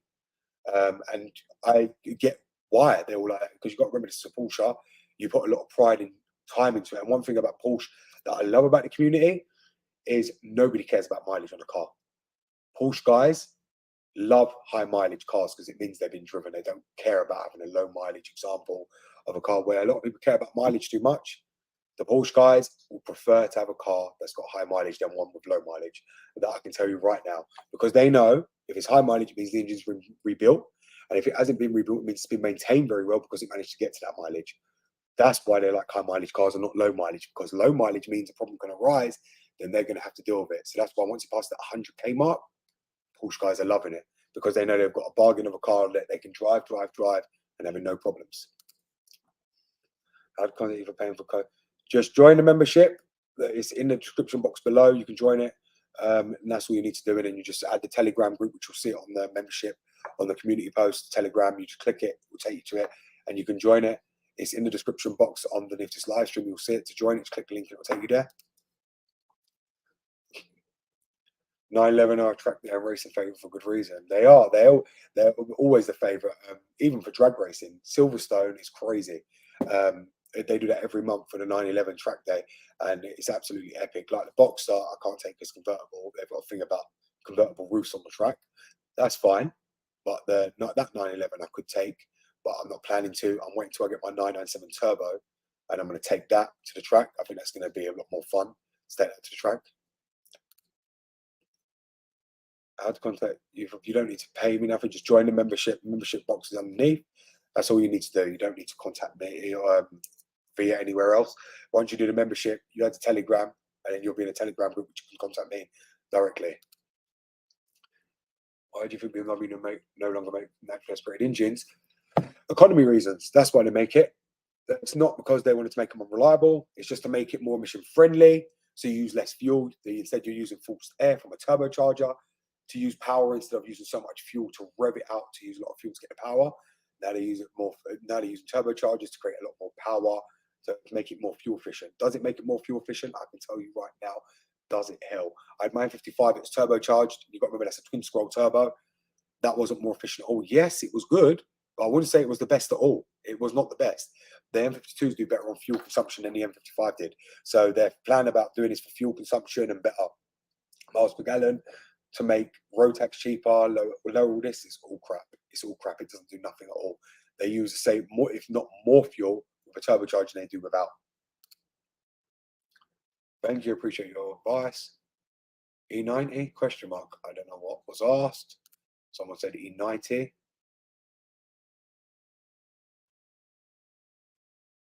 I'm not too sure about that. Who said that about the E90? Because turbos are awesome. That's right, Mel. Like I said, turbos are. I wouldn't say they're awesome. I feel they are good for tuning capability, but the majority of people have done that is purely for emission related thing and to meet their new guidelines every year for new cars coming out. Equal shit show. Help me understand the E60 a lot more. I just changed the battery cable under the car. That's good. You actually changed it yourself. That's really, really good if you changed it on your E60, because that's not an easy job to obviously do. But if you change it, but it's not the hardest job in the world. We've managed to change it. Really, that's congratulations. That's really, really good. Most people go to BMW and change it for free, but obviously it depends what country you're in. If they haven't, or you ain't done, you don't get that over there, then obviously you've got no other choice but to do it yourself. If you did manage to do it, congratulations on that. That's good. It does show that my videos are paying, I'm doing well, and everyone's using them to do what they need to do to keep their BMWs on the road, keep them reliable, and it's really good to see. Like I said, I do appreciate, obviously, everyone who watches my videos and who's got the time to show me, time to watch my videos, time to appreciate everything I've done and whatever else. And like I said, this isn't permanent. What's going on behind here, this isn't permanent. This is just now. And obviously when I get a new Porsche, it won't be on the bloody lift because the Mesga engines don't have half these issues. They don't have any of these issues. And the one I'm planning to buy is going to have everything done. So this is only now. And like I said, once this is done, it's back to the BMW side because I've got a lot to do. The E60's got a problem. I'm not going to sit here and lie. The problem was caused by me, but I need to sort it. Electrical issues. One issue, shall I say? It's a small issue. It's not major, but it's a minor issue that needs to be addressed. I just haven't had the time to sort it. It's something we're going to have to do. I need to bring the car in here to be able to do that because the battery keeps going dead. I need to put it on the voltage supply, keep it alive while I'm running tests on it and doing what I need to do. I'm going to have to use ISTA again on that and do what we need to do. Now, obviously, as I did say to you, as for that car carrying on, the 911, Nathan's coming back over. And I need to know what you guys think, what you want to do. If you want to see us go live, or if you ain't on my TikTok, you can actually go and find my TikTok. Me and Nathan can actually join together so we can merge together to go live together. He does that on TikTok, so you can upload 4 people in there. And obviously, you'll get to see us rebuilding the engine there. I mean, TikTok is a lot better platform for live streams. It's much easier than this. This is a nightmare to get set up on YouTube. But on TikTok, it's much easier. Set it from your phone and you get people always find you because they're always recommending a live stream. Unlike this, YouTube doesn't recommend your live stream. With TikTok as well, there's no like hate, no disliking, none of that kind of malarkey because it's only love heart. If you don't like it, scroll off. That's it. Get out of it. So it's a much better way of being able to use it. The platform, everyone's always finding you because you keep coming up in the For You, and people just keep joining. So it's good, and people take good interest in it. Much more interest than I ever thought with cars. Because it's not something I thought someone would take interest to in a live stream. You know, sitting there watching you do something on a car, but they do. They do. So yes, I'm not sure yet. He wants to go there. I'm planning to go here. Like I said, I want to let you decide what you guys want to happen on this. And the reason I'm putting this out is because obviously, whoever's going to watch this after are going to want to hear what this video was about, and that's why I'm putting this out now. I'll let them decide what they want. If you want to comment once this live stream's ended, you can do indeed. Let me know what you want to see. I know a lot of you ain't fans of TikTok. That's perfectly fine. Not everyone is. Same thing with cars. You can't expect everyone to agree with you or like what you like. That's fine. By all means, if you don't like that, it's perfectly fine. I can probably speak to Nathan, get him to come on here. Not that he wants to. And I get it, the reasons why that is. But obviously, I just wanted to see if you guys wanted to see the rebuild process and see how much is actually involved. You know, that's a big mammoth of an engine that we've got to put back together. And obviously, then we've got to put the engine back in and you guys get to hear it start. Your video has helped me a lot. Rob Franklin, I appreciate it. I like that you're blunt, honest, and include audience input. Yeah, I've always tried to ask for the audience's input on everything I've done. I think it's important. It's very important, especially when you want to when you want to know what to do next. Obviously, you can make a decision on your own. For instance, I can go and say, right, tomorrow I'm going to go and buy this BM. But is it always the right thing to do? It's always better to get people's opinions on what they think you should buy than just going out and taking a punt and buying what you want to buy. You know, I'm not one of them channels that are rebuilding cars here. I'm a BMW channel specifically for you guys to help you with the issues on your BMW. Now, obviously, I can't be buying every single BMW every single subscriber's got because I went up like a scrapyard. It just doesn't make sense. Obviously, but if there was something I wanted, like for instance, 650i, I'm sure many of you would end up agreeing that that's a good car to buy. Or a 550i getting 6.2 engine, it's still a good car. You know, the engine will help a lot of people. The chassis is going to help benefit a lot of people as well. So it's a win-win situation. Fortunately, I can't buy an E90 because they don't do the V8 in E90, apart from the M3, which again isn't a massive audience to be buying that kind of car. That's why I don't buy much M cars because they're not affordable and they don't relate to so many people. So it's pointless to buy a car of that demeanor. And I learned that with the M5 very quickly. Yes, there's a lot of people with them. But a majority of people with them ain't sitting there watching YouTube. They'll go to the dealers and have the repairs done. And secondly, you have to wait ages for the views to go up for them kind of cars. You know what I mean? Obviously, a lot of people love them. it's a dream car to me, and you get the odd few that will sit there and watch it just because their dream car and want to learn about it before they buy one. But it doesn't equate to the same kind of views that an N52 does, or an N62 does, or N54 does, where it's a wide variety, wide audience. And you can't do that these days. You can't go out and just spend money on cars that nobody's going to watch. It doesn't make sense. Do you know what I mean? So that's why I try and keep it very honest with you guys and keep it real. And like I said, I did put a community post that's saying the next car I'm buying, it was a car I did have on this channel. I think, was it the first year I started YouTube or second year? I did have it already on this channel. Want that car, and that's the car I think we're going to be buying. I'll let you guys decide what one that is. I'll let you kind of figure out which car it was I actually had. But yes, I have lost it over having another one. Because like I said, I didn't really get to drive it back then. I think everything when I first started the channel was all like a rush, where I was just trying to fix the car, sell it on, flip it, fix the car, sell it on, flip it. And that's what it led up to. And that's what, has led me to where I want to be today, with obviously the garage build, obviously getting a 997 turbo, things like that. That's what I'm aiming for. But obviously, just because I'm buying it, like I said, this channel doesn't just drop. It's not just going to just go. I'm not just going to forget a load of you guys. Like I say, I've still got the BMs. They're not going anywhere. The 1 Series has to come off the road to have a load of stuff done to it as well. The E60 is not 100%. So it still needs a load of stuff doing. And obviously, I'm going to keep doing it. And you guys are still here watching, which is good, which is what keeps me going and wanting me to keep doing the videos that I do. And obviously, as I said, this is not a lie. This is a promise. As soon as this car's out of here, the black E60 is coming back in. Like I said, only true, I can't be focusing on 2 cars at the moment, because what I don't want to do is be mixing up bolts, parts, tools, everything that I've got. I've got cylinder heads on the side here. I've got a whole engine apart in bits, bolts everywhere. Last thing I want is to be mixing parts up between cars, because then we're in a bad situation when I've got to put the engine back together.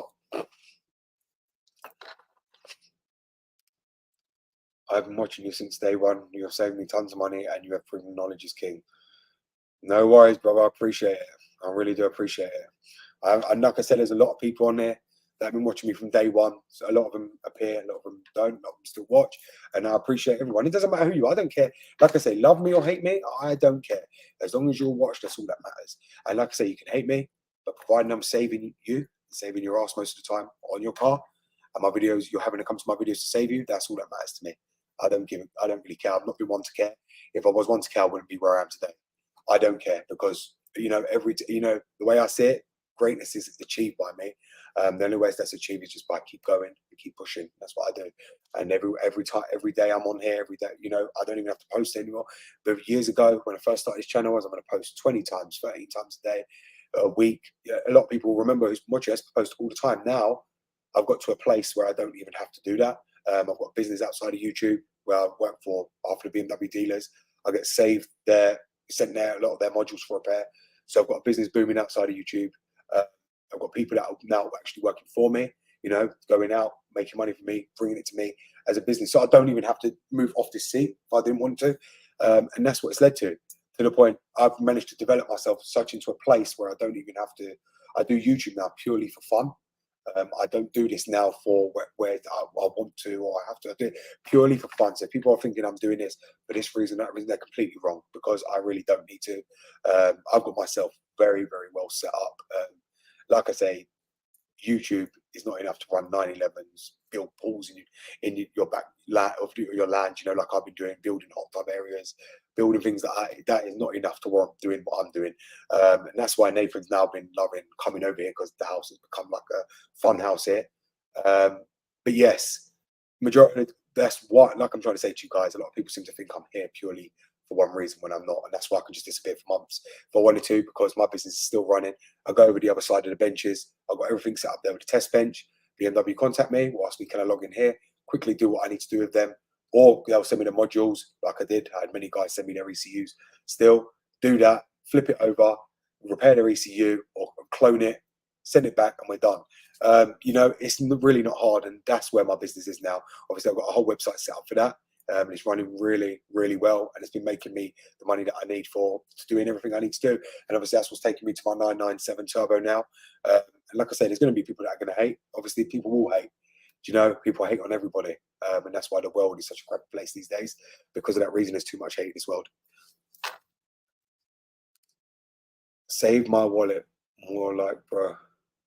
Save your wallet. I mean, like I said, my plan was to always do that. My plan was to help people from day one, and I achieved that. The only ones that got very upset, I'm not going to sit here and lie about it, are when I moved a lot of the videos to the membership, which they didn't want to pay for. But if you didn't want to pay for them, you got to understand they're not on YouTube for free. The videos I've got ain't even on YouTube. Why am I going to dish that out to make, you know, limited amounts of money for people just to be able to gain from that?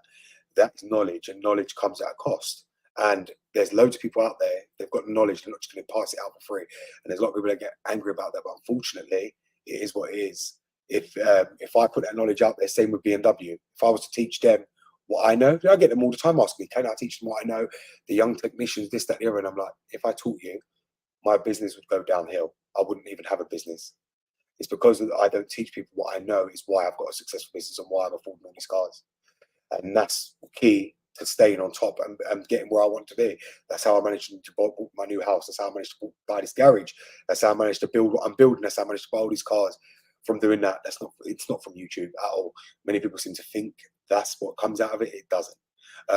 My brain and me knowing about these cars, BM specifically, is what got me where I am. And obviously, as time goes on, I've got a lot of Porsche guys that want me to start restoring their cars, bring their cars here and wanting to pay me to do it all. So that's another income when I can be bothered with that. Because like I said, most of the time I don't even have to do nothing. I can sit around. I do this out of boredom. Sitting around made me ill. So that's one of the reasons why I chose to come back and do videos. Because, you know, think of me like a old Scotty Kilmer now. I do this because otherwise I end up just pissing my wife off because I don't stop going on to her.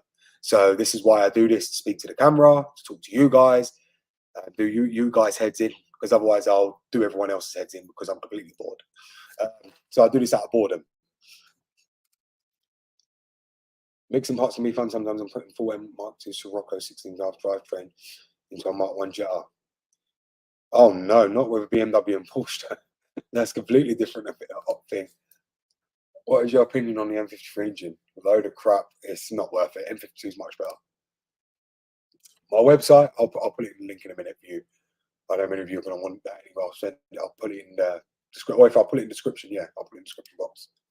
Another issue I have is, for whatever reason, E39, 2003 525. I sometimes, when I go to crank it, first 2 times I turn ignition only lights come on. Sometimes when I go to crank it, first 2 times I turn ignition only lights come on, no crank. On third try it starts. Ignition switch. If I find this your CAS problem, can I send it to you? Yep, you can send it to me. Let me just link the website in a second. When you when you have a problem, if you was to send it, the address should be on your on here. Let me just so the address that you're going to need to send it to will be on the website that you need to do it, and you can send it to me via there. There's going to be like a PO box, because obviously I don't give my address out to nobody. So it's a PO box, post office, which I have to collect it from. I've got my own PO box there, which everything goes sent there as well. So you guys can send it there, and then I collect it, and then I'll do what I need to and send it back to you. It doesn't take me long. Usually, if I receive it same day, done same day, sent back same day. Any advice on F10 and F when it rains hard, sends car off? Whether it's ABS, electric camera, gearbox, etc. Then it just business drives fine. What engine is it, Andrew? What model? Need to know.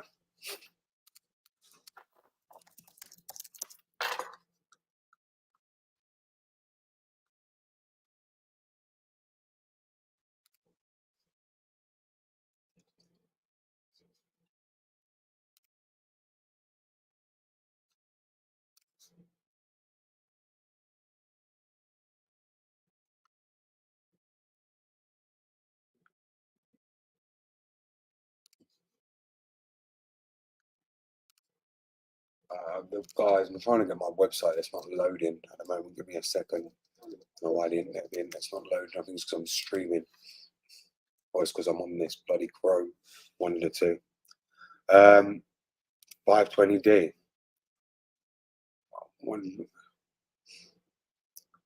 car off. Errors ABS electric handbrake.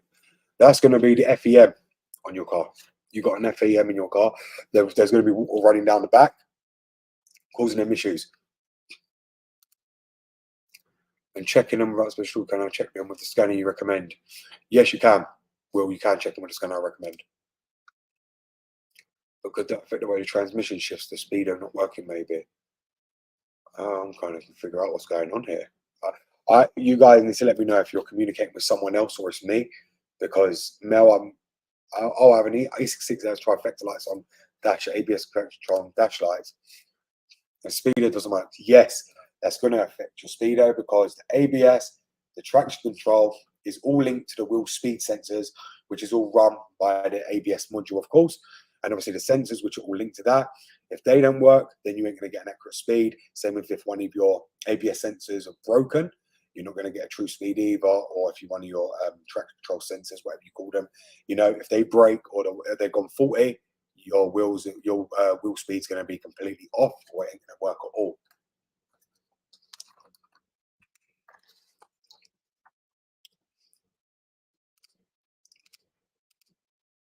And yes, that will also affect the way the transmission shifts, because as I said, on them cars, everything is linked together. So the ABS module, SZL, traction control is all linked onto the gearbox. And the gearbox, because it's a drivetrain, it drives the wheels. So the wheels are then controlled by the ABS from the gearbox, from the traction control sensors to your speedo. So if one goes out, it will affect the other one. Because what the gearbox is thinking is the ECU inside it. Mechatronics is thinking that you're slipping. It can't detect any signal, or it's getting a plausible signal from the sensors, which then means the car is not going to allow you to be shifting properly, and it's probably not going to let you shift at all, because them sensors are needed for the. You've got to remember, all the modules on BMW all work together. One goes down, they all go down.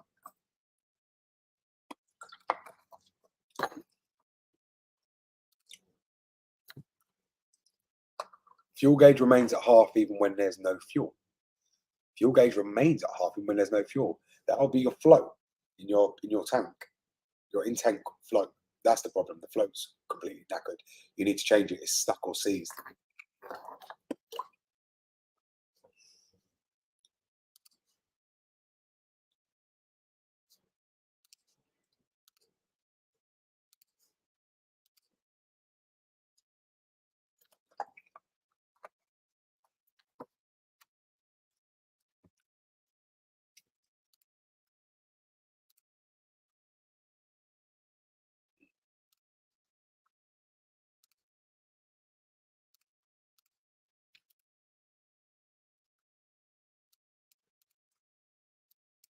Guys, can I just ask you to do one thing for me and hit the thumbs up button for me if you haven't done so already, please? I just thought I'd ask many of you to just do that, because something I never usually ask. I never usually ask any of you to hit a thumbs up. I just want to, try and increase it if we can, or increase it up there. Don't know if many of you even see it there, or YouTube. I know many of you don't think it's important. I don't usually care about it. I'm just asking you guys that are in it. If you can do that, it's much appreciated. Thank you, Bruce. Giving so much more info than I could find online. You should definitely do these live streams more often. I try. Look, I don't usually do lives. If I'm honest with you, I used to do them, but I stopped purely because I don't have no need, and I'm too busy. I'm really too busy to do live streams. I really haven't got that card. Like I said, when I'm doing other things as well for other people, when I'm away from YouTube, it's because I'm doing things for other people. I'm moving to BMW. I end up in all a completely different sleep cycle because I'm having to work here, work there, and then my phone goes off all the time, all different times of the night. It's been going off while we've just been sitting here, and I've got so many notifications on my phone. It's absolutely unreal. And that's what I mean. Just sitting here, my phone is going ballistic. And that's why I can't ever switch off. And can't think of doing live streams. If you do want to contact me, like I said, many of you guys can join the membership. You get access to. You can come on the Telegram. Obviously, you've got a load of videos on the membership itself for the expert members. You also get access to me when you talk to me whenever you want regarding your issues on Telegram. It's a massive group. We're building it bigger and bigger and bigger. And the more people that know about it, we're building a massive community. Now, I'm in talks with the other guys to lower the package to be able to let other members join it. But he at the moment doesn't want to. So this is the issue we have.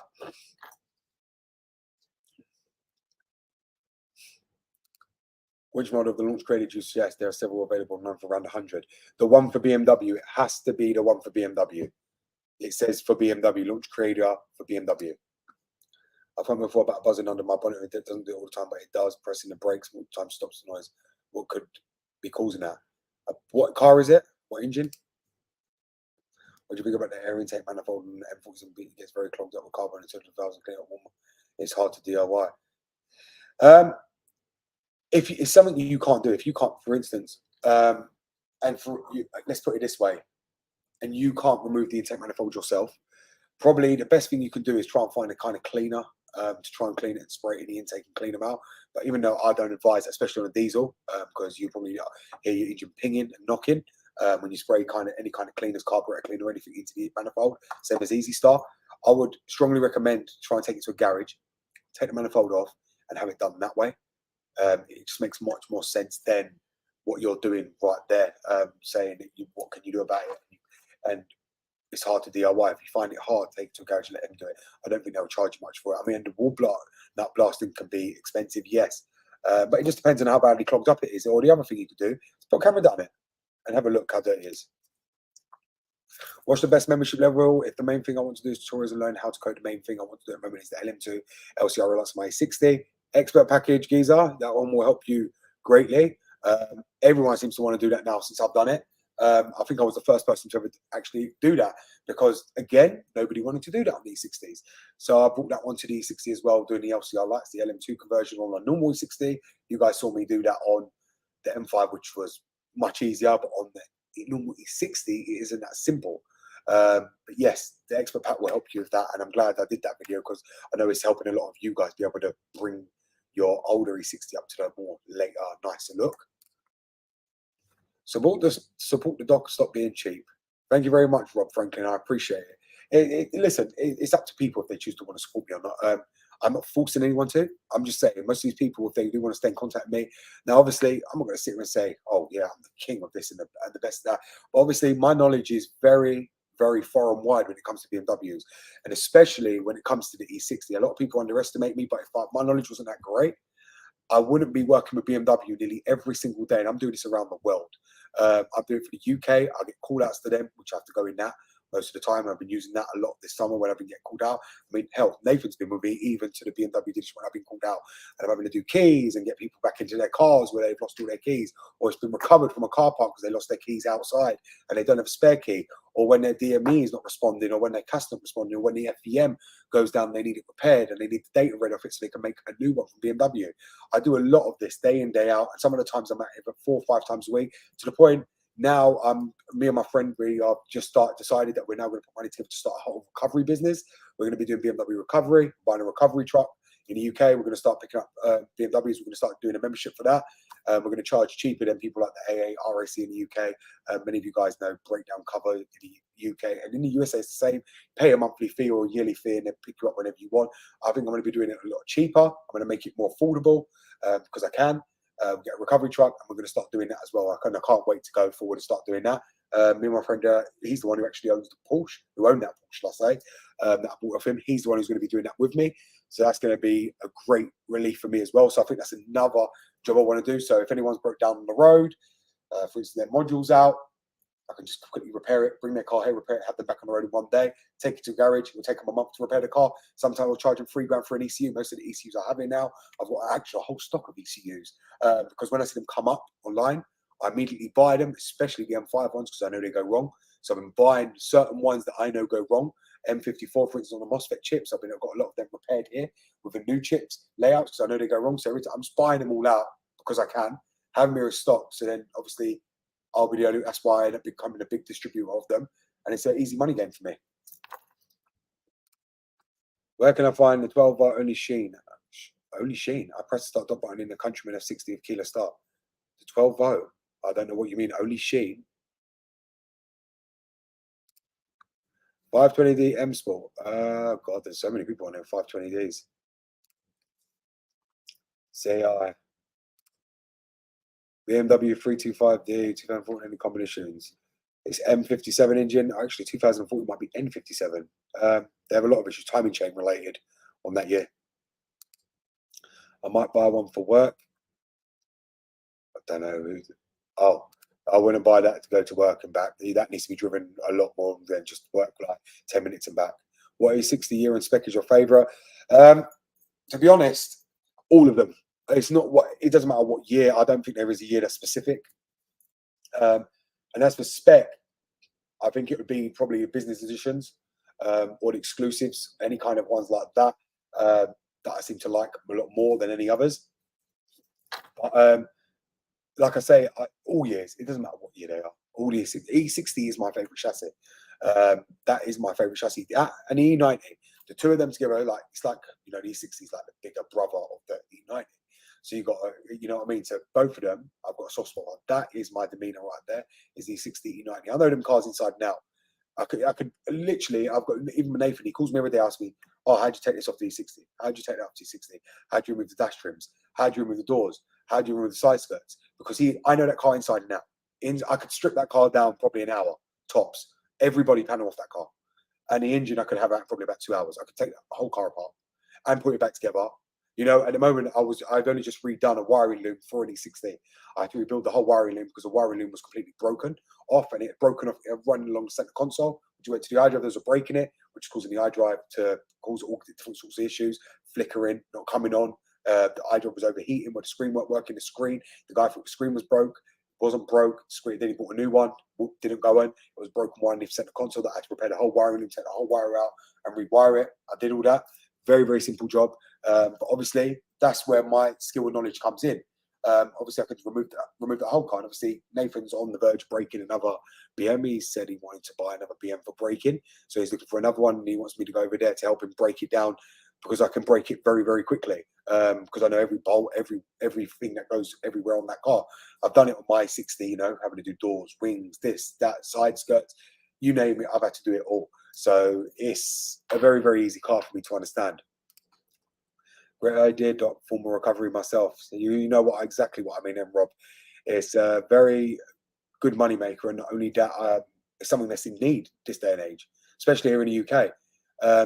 Anyone can recover someone, but understanding the complexity of BMWs and being able to get someone back on the road without having a need for being recovered, it's a total different ball game. And AA here and RSC, they don't even understand them cars. They'll just rather take them to the dealer or take them to a garage. And for some stupid small jobs, and majority of the time, I could probably bring that person's car back with me with them. I've probably got the part here because I've got so many parts. Install it and get them back on the road in seconds. And you know, that's what will keep my business booming and people paying every month without fail because of that service that I would give them compared to others who can't even find a fault. I think that alone, that's why I know I'll boom from that, and that's why I'm willing to do it. Sorry. What are your views on the E89 Z4? What's the best engine to have? 3-litre SI, the N52. Actually, if it's E89, is E89 got 3-litre SI? Or has that got the M54 engine? Pretty sure. Let me just check. Is E89 one I'm thinking? Pretty sure it is though. It is the right one because it's E89. Yeah, it is 3-litre SI. That's the one. Yeah. That's the one you need to go for with the M52.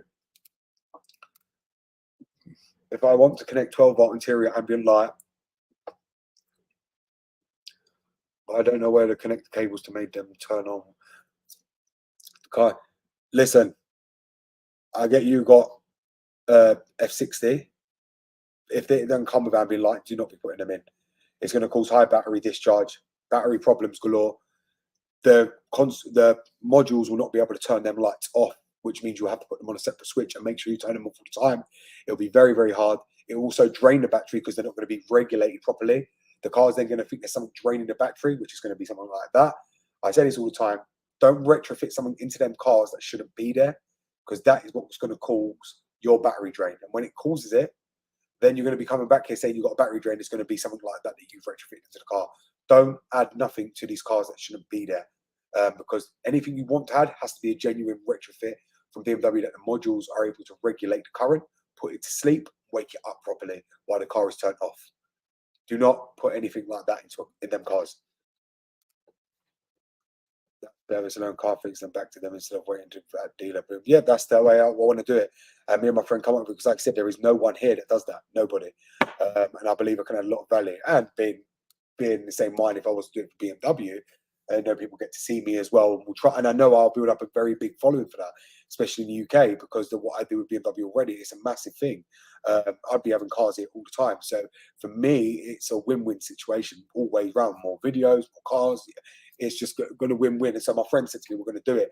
It's just deciding on how many you want, how many totals you want. He's trying to get it set up because we're going to be registering it together. So we're trying to find out the aspects of it, and we're registering it in somewhat a very clever way. So we're trying to do it very cleverly as well, where it's basically maximum profit for us as well out of this, but not also, we're not going to overcharge the people.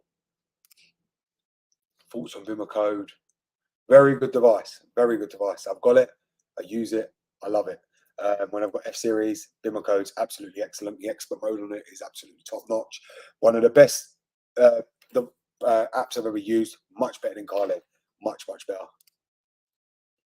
Might have eliminated burning smell around the engine. When I turn on the heat, I can still detect this burn node. What could be causing the issue? It could be your exhaust manifold, which is cracked, or it could be another thing that's obviously cracked, which is there's a lot of plastic under there, which causes, or the EGR. The EGR could be clogged up bad, which is causing it to be burnt back off inside there in the engine, which is causing that burning odor. 520D, what would be causing a buzzing when the brakes are pressed? Okay, so 520D seems to get a lot higher, but it suits my needs perfectly. I'm not, listen, I just need to correct this right now. I don't like 2 liters, the engines, right? But it doesn't mean I hate them. You can have whatever you want, drive whatever you want. I'm not telling you what you can and can't drive. If you want that car and you like that car, I'm good, happy for you. That, like I said, it just doesn't mean I'm going to buy one, because I have no need for it. And in all honesty, it's never not in about the 520 diesel. I have no need for a diesel full stop. I don't do the mileage. I mean, in a big recovery truck that I'm planning to buy, yes, a diesel engine suits that.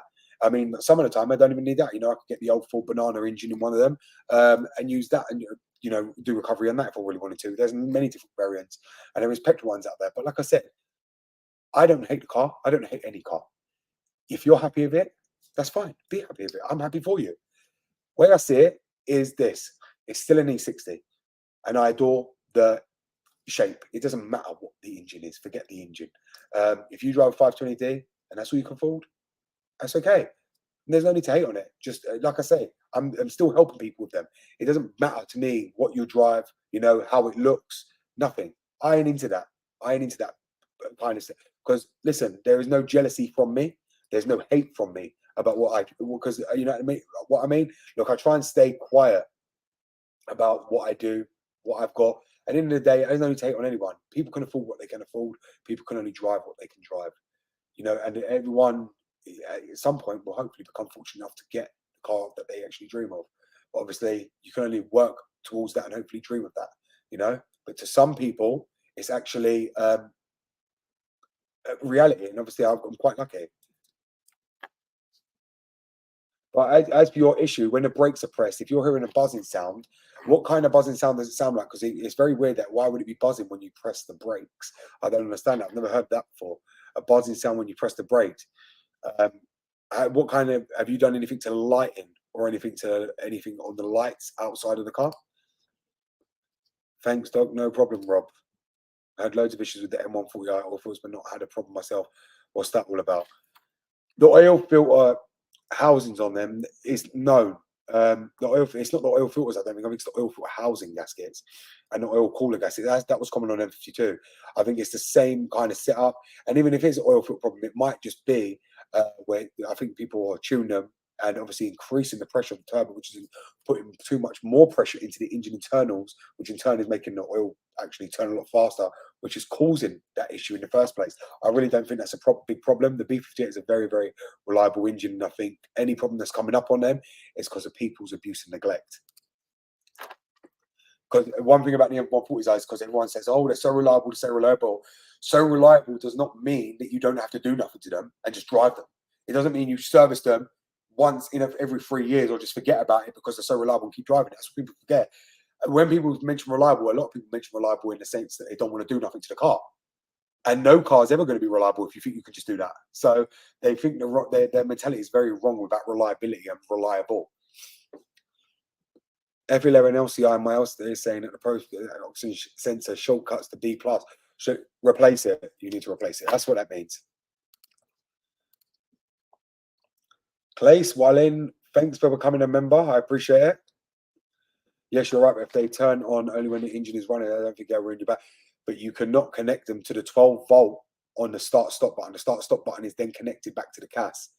If you do that, you're going to end up blowing your CAS. That's not a joke. Do not touch the 12-volt. If you're going to connect it to any 12-volt, connect them to the cigarette lighter, the socket, which is a 12-volt, a safe one, which is also controlled, which is turned off by the ignition. You do not connect it to the ignition switch. I would not do that if I was you, unless you know anything of how to repair that. Don't touch something you don't know how to replace if it goes wrong. Because on the Minis, I just want to explain, the modules are a lot harder than they are on BMW. It's wired completely differently, and especially if you have sat nav in there and everything else. It's why everything is different on a Mini than it is to a BMW.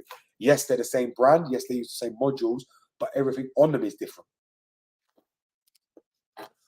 I know it's your channel. Return recently bought a 2008 touring with Platora fixes need to be a beauty and done now. Good man. Hopefully, if you fix it up and it does come out great.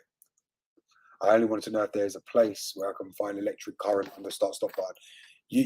There is a place there. That's correct, but it's not the kind of place you want to be connecting amber lighting to. If you want to do that, connect it to the cigarette lighter. We'll get a longer cable with 12 volts. You can just join a wire, solder another wire, and extend the wire out to where you need it to go to add what you need to do on the car. Do you need to register a battery that has been taken off to charge? Mine never seems to go above 6% charge on BIMA code. No, you don't. You can take the battery off and it will register. You don't have to re-register it at all. So don't worry about that. What other questions have we got here?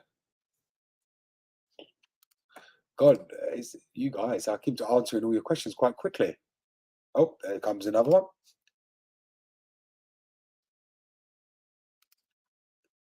I get that, and I love your response. I think I was going to come across that you were hating. The buzzing happens after I shut the engine off. It stops when the brakes are pressed. Stops when the brakes are pressed. Okay, so the buzzing you're hearing is going to be the ABS pump on yours, on the fuel pump. I've said this many times. Everyone seems to ask what that is. So when you shut it off, if the key's near it, that's going to be the fuel pump buzzing. That's what happens. Even if I was to go, if I had my 16 right now, I would show you. If I walked even near that with the key in my hand, it would start buzzing and priming. That's what they do. That's perfectly normal, and there's nothing to be afraid of.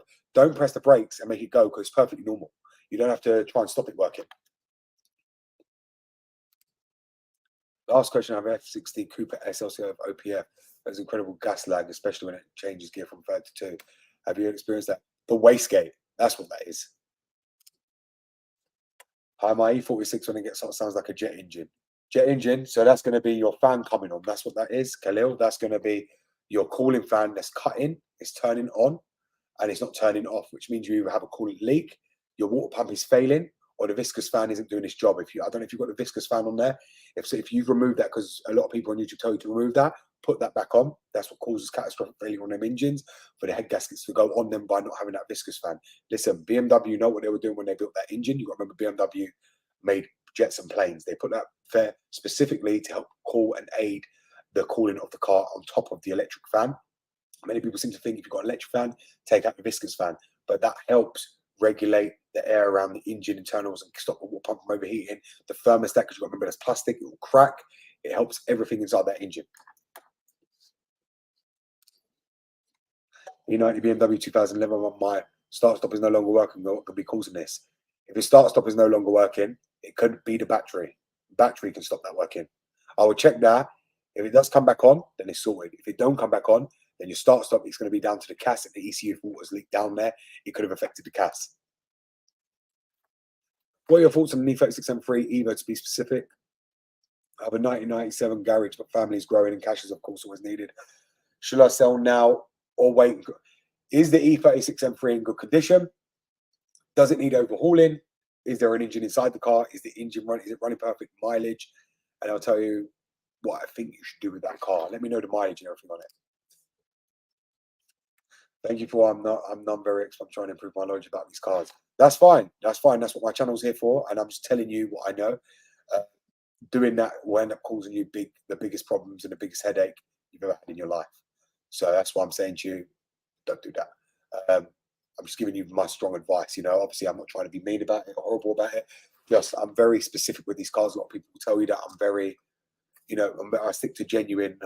I do a lot of things properly. I do things, but that's why my cars run perfect, because I don't do a lot of things to them to make them run where they have a lot of issues. I'm very on point about what I do with the cars, and that's why, like I said, I do a lot of things for BMW and things like that because of what I do. And it's not because of, you know, anything else. They pick me to do their things because I'm very specific with how I do things, and I make sure everything is perfect. I'm a perfectionist, and that's the way I am. I've always been like that. So I'm a perfectionist in everything I do, and I want everything perfect. And you probably see that from my videos. That there's only a certain amount of people that overhaul certain things on cars and go over small details, but I will address every single thing and every little minor defect on the car, and that's what, like I'm doing right here now. You know, it doesn't even matter if I go over the amount of what this car owes me. I like everything to look pristine, like this one gleaming in the back here. Okay, great to see you live and back making videos, by the way. No worries, bro. No worries. Yeah, I try and look. Look. I'll be very honest. I do try and stay on top of making the videos, but it's really not easy. I've obviously got jobs going on outside of here. Like I said, I've just finished building a bloody massive in-ground pool. You know, we had a digger here for nearly 2 weeks and dumper work. I was digging it all out and doing it all with a good friend of mine. Then we're building a summer house, starting with decking. I'm extending my shop to have another lift out here as well. When Nathan comes back over, he's helping me do that to finish it up. So I need to get that up and run next. We've already got the cable from my fuse box in here, which is already outside waiting to run on to the next one. And I've just been so busy, and then doing stuff with BMW as well. I haven't had the time to post videos. I really haven't. Most of the time, it's I do videos when I can. Like I said, I do this purely out of boredom, just to keep in contact with a lot of you guys, so you don't think I'm gone. But I just said to you, consider me now like a Scotty Kilmer. I come here to not, because otherwise I just end up speaking to everybody in my house, and they get fed up because I don't stop. So then I just come on the camera, saves me annoying my wife, because my wife gets annoyed with me because I don't stop, and I can't sit still. So when I'm doing videos, it's usually because I've got nothing else to do. So that's why I end up doing that, just out of pure boredom. I have an '08 BMW X3 that has a 4x4 airbag, 4x4 airbag and brake light code. Really said it was adjustment needed, but car drives fine when I clear the code, but it comes back on. What you're going to have to do is readjust it. It's going to be the steering angle sensor. That's why you've got that on. Steering angle sensor, yeah, but you're going to need to readjust that, or you're going to have to clean it if it doesn't work. What's a good place to drain the coolant on a B47? Can a low radiator hose be accessed and disconnect from near the passenger footwell? Yes, it can. You can drain it from there. It's probably the best place to do it from. Pull the lower radiator hose and let it all drain out. What's up, Sean? Nice to see you. Thank you very much for clearing it up. I'm also having an issue with my car not regenerating even after a long distance drive. What could be the cause of this? It was fine before. On them, they've got sensors inside the DPF. If it's not regenerating, it can either be the sensor in the DPF because you've got an F56, or it can also be your glow plugs are not working, which is causing it, because if it's not regenerating, the glow plugs are usually used along with the glow plug module to do the regeneration process.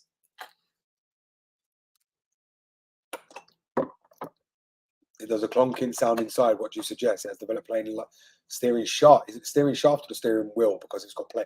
Could even be your drop links. Could be control arms. If it's got wheel, it could even be the pinion in the steering rack itself. So you need to check that as well. Or it could even be one of your tie rods, your inner or your outer. You need to check it completely to find out what it is. Take the car up, jack the car up, and check for play in the wheels, and then you'll find where the play is actually coming from. I have an S60 Cooper S, also have OPR. I feel like incredible. I've gas lag when it changes from gear 3 to 2. Have you ever experienced that? Yeah, I did say it was the wastegate on the turbo. That will be, that's the wastegate not opening quick enough, or it could be one of your vacuum pipes from the turbo that's actually split and losing pressure. I have a 9750 Li, but it blows white smoke here and there. Doesn't smell like burning oil. If it's white smoke, usually it's going to indicate head gasket failure. Head gasket on them usually, or it's going to be coolant getting into the combustion chamber. And coolant, because the coolant pipe cracks, it could be that causing it on them. It's the 750 Li. If I rev my E46 over 3,000 revs, then the sound of the jet engine goes. Actually, you've got an 09 750 Li, ain't that FO1 or FO2? And if it's blind white smoke, I'm pretty sure that's valve stem seals, because I remember I was meant to buy one of them and it had that issue. I was meant to buy one and it needed an engine rebuild on one of them because it had the same thing that you're describing right there. 130k needs a respray, but no welding needed. Tiny rust spot on the rear arches and edge of bonnet, engine perfect, panels overhauled. For that, I would try here. I think they go for about 30 grand, 30, 40 grand, 35 grand in good condition, some of them. But I think the majority of them go for about 23, 24 here. It depends on where you are, but if I was you, I would probably sell it. I mean, this is the thing as well. I've got to be honest. A lot of people tell me keep the M5 is going to be a future classic. A lot of people tell me keep an E30 M3 is going to be a future classic. But come on, guys. I mean, you're talking a 1980s car. I know many of you don't want to hear this part, but look at a Porsche 911 SE. When you look at them, they're all 100 grand and up, and they were built at the same time as the E30 M3 and so on and so on and so on. How can an E30 M3 from 1980 still be 30 grand and a 911 Carrera SC, which is 1980, 1970, over 100 grand already and keep climbing every day? If them cars were destined to go up, they would be going up. Even the E60 M5, I really don't believe, if we're looking at E30 M3s, E36 M3s today, even the old E34 M5, E39 M5 is shocking. That ain't even gone up at all. And you'd think it would. E39 M5 is a biggest shock because I used to love them. I used to adore that car. That used to be the M5 I wanted. And to see them now on such like galaxy miles and they're not even rising on price is disgusting. But that's what I'm trying to say to you guys. All these people say, but that's what I said to you. The E6 M5, if them old ones have, everyone's got hope for them and they ain't coming through, then God forbid all these other people with M5s hoping for, you're looking at 40, 50 years time. Are you going to be alive to even see that appreciate? So why are you keeping a car that you're never going to see appreciating value? You want a car that you see an appreciating in value all the time. Like that Carrera right there is appreciating in value. Every time I look at it, they're higher and higher and higher. Same with the Boxers now. These Boxers here, the one behind me, you can't get one for less than 12, 13 grand. I only paid 7 grand for that. And now you can't get one for 12, 13 grand. That's gone up in the last year I've owned it. And that's what I mean. They appreciate it. And I see that because I'm checking the valuations all the time. And I get an email telling me that your Porsche has gone up in value. And you can see the market current. There's like a graph and it shows you when it's going up and down. And the Porsches have gone completely up. And that's what I mean. That's what you want in a car. You don't want a car that's constantly going to sit at one price. You know, it's a shame. It's a real shame. But that's what I mean. When people say, oh, they're going to go up in value, how much value really? Like, really? When you talk about an E30 M3 and it's only 30 grand, like, realistically, would someone pay that? And you know, most people, let me just put it, 75% of people wouldn't pay that money for an old E30 M3. It's only a very specific person. Most people with that money will go and buy an F90 M5 or an F80 M3. I replaced both the ABS ring end sensor, but I'm still facing the same ABS traction control issue. And that if you're still facing that issue on the E90s, I know the ABS module goes bad. The ABS module goes very bad on them. It ends up blowing the piston inside the pump. Blue clutch, Darwin gear linkage, bush, Wilson boost, exciting story, or blue with black radar interior. Like I said, brother, I would, if I was you, try and get rid of it. Try and get rid of it and use the money to benefit you, something else. Perfect. Thanks a lot for your help. Much appreciated. Got a 530D60 surges between 12 full coders 41A change map sensor and back lines. 41AA, I'm pretty sure that's one of the solenoids. Boost solenoids. Should I try to clean a sensor myself or take it to a shop or whatever and start to replace it? I don't remember what car you was on. In the F60 with LED headlights, not the adaptive one, like the Matrix, when I open the car, they go low and make a vibration. A bad sound, but all seems to be right. The vibration is going to be the flapper motor, which is inside, which controls the beam. If you've got Xenons, it adjusts them up and down. It's like a motor inside to adjust the headlight, the throw. That's going to be what's flapping about. It's electronic on them. If you've got Xenons, so that's what's going to be causing them. If you have Xenons, that is. I'm not seeing a link to website. Just use it. Yeah, I've got a link it on my actual YouTube. The reason I didn't is because I didn't really want a lot of people coming to my website or trying to do stupid things. That's one of the reasons we never done it. It is on my TikTok though. I've got a link tree on my TikTok. If you go on there, link trees on there. I did have it on my Instagram, but I closed it down. So on my TikTok, I've got a link tree and it's all on there. You've got everything I do, which is on there. Every link on my TikTok. What do you think of an E93 30D M57 engine? How many miles should each oil change should be? Many thanks, Dean. M57 engine, I would change the oil every 4,000 miles. That's how I used to do it on the diesels. Another question: at what kilometer age do you suggest to replace the timing chain on the M52? It's currently running the original from 06. What do you suggest? The antennas, they are LED. Oh, LED. Okay. What? Yeah, but when you say LED, are they got projector lenses? Cheers. Sorry, I was talking about the 2008 X3 with the SS adjustments. I want to see if it's possible to DIY. Have a shop fix it. You can DIY it yourself. It is possible. You can do it. So don't worry about it. Okay, use perfect. You can do that yourself. It's very easy to take off. You'll be able to do it. So what sense make things where I'm only really keeping it for sentimental reasons would be cool to take my kids to shows and so on, but my head knows time's apart. It's true, it is time to part of it, mate. I'll be very blunt with you. Like I said, if I thought they were going to go up a lot more value next year or the year after, I would say keep it. People were trying to tell me the same thing with the M5, and I said, listen, in 20 years' time, that would make me nearly 60 years old. I wouldn't even want a V10 at that age of my life. What am I going to be doing with a V10 at 60 years old? I wouldn't. And I'm not. And even then, you got to worry about, are they going to be only like 30 grand, go up another 15 grand from what they are now? Because E39 M5, E60 M5, F10 M5, even here in this country, are all around the same price, 14, 15 grand. You can pick them up all day for even E90 M3, E92 M3, E93 M3, all around 12, 13 grand. None of them have gone up in value. Even E46 M3, it's still about 15, 16 grand. And that's what I mean. I think that's even old, 2002. And yet they're still at that price. I don't consider that going up anywhere in value. And we can come and have this conversation 4 years later, 5 years from now, and I guarantee you they'll still be the same. Guarantee you. I remember when that E30 M3s were that price, God, 7, 8 years ago, me and my friend were talking about them, and he wanted one, and they were like 30 grand then. They're still 30 grand today. That's what I mean. That ain't a lot of money. I mean, when you talk about a Porsche 911 SC now that's different. So if you bought that 30 grand, I mean, anyone who's had one of them now, if you work out the cost of having that stored in your garage and what they're worth now, they've gone up triple. You're talking 100 grand, over 100 grand, some 140, 100, and even a 993. If you look at a 993 turbo, you guys already know, look at the prices of them already. They're insane. They're absolutely insane. And the Stingers, Porsche Stingers, same thing. But I don't see no BMWs reaching that kind of price. Find me a BMW that's gone for 150 grand, 100 grand. You don't. They're that price from new, most of them. But then they come all the way down. They deflate so quickly. Find me one that's gone back up to that price. They just don't. You need a new drive to clean the rust off. Yes, project lens are all LED. It's the LCI. Best wishes on business. Chat in person. I'm taking off, Doc. And guess what? I'm going to be coming off, guys. I've really enjoyed this live stream. I've been on it for over 2 hours. We had a lot of people in here. I'm glad I got to go live. Like I said, do let me know what you guys want me to see. Like I said, we are going to be restoring this Porsche. Just let me know if you want me to see me go live here, or if you want to see me go live on TikTok. And many of you can go over to my TikTok.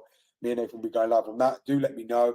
Like I said to you, if you guys do want to contact me, you've got any problems with your cars, you're trying to do upgrades, retrofits, we do have a Telegram page. Join the membership. The link is in the description below. You can then become a member. You'll have full access to me. 2 other guys that work at BMW. I've also got a guy who does all the module repairs like me. You can go live with us on there. You can show us and do video call with us on there if you have to show us your issue that you're having, and we can help you solve it as well. Most of the time, one of my guys will remotely access you and do it for you as well. He just goes in and helps you.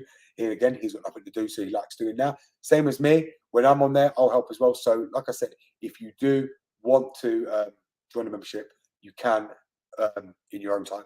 No rush to do it, but I'm just saying it does give you access to the Telegram group. The link is on the expert membership on the community post. As soon as you pay for it, you get access to it, which then you get access to me and everyone else in there. And everyone is very, very, very helpful. So thank you all for actually joining this live stream. If you haven't put the thumbs up yet, please go and like the video and hit the thumbs up. I know there isn't many of you watching right now. People keep joining as they're coming and going. But thank you all, guys. I do appreciate all of you watching me. And like I said, I've got no hate, no loss towards anyone. Actually, at the end of the day, I appreciate every single one of you. I love you all as my subscribers. You've been there for me. A lot of you from day one. A lot of you have seen me grow. A lot of you saw me from working in a small garage to where I am now. And I appreciate every single one of you. It doesn't matter. If you dislike, you like it, you hate me, you love me, whatever it is, you made me who I am today. And that's all that matters. And you made me get recognized in the papers. I'm recognized everywhere, forums, everywhere for what I've done with this brand, and I appreciate every single one of you. Thank you very much, guys. You all take care, and I'm now closing this live stream out.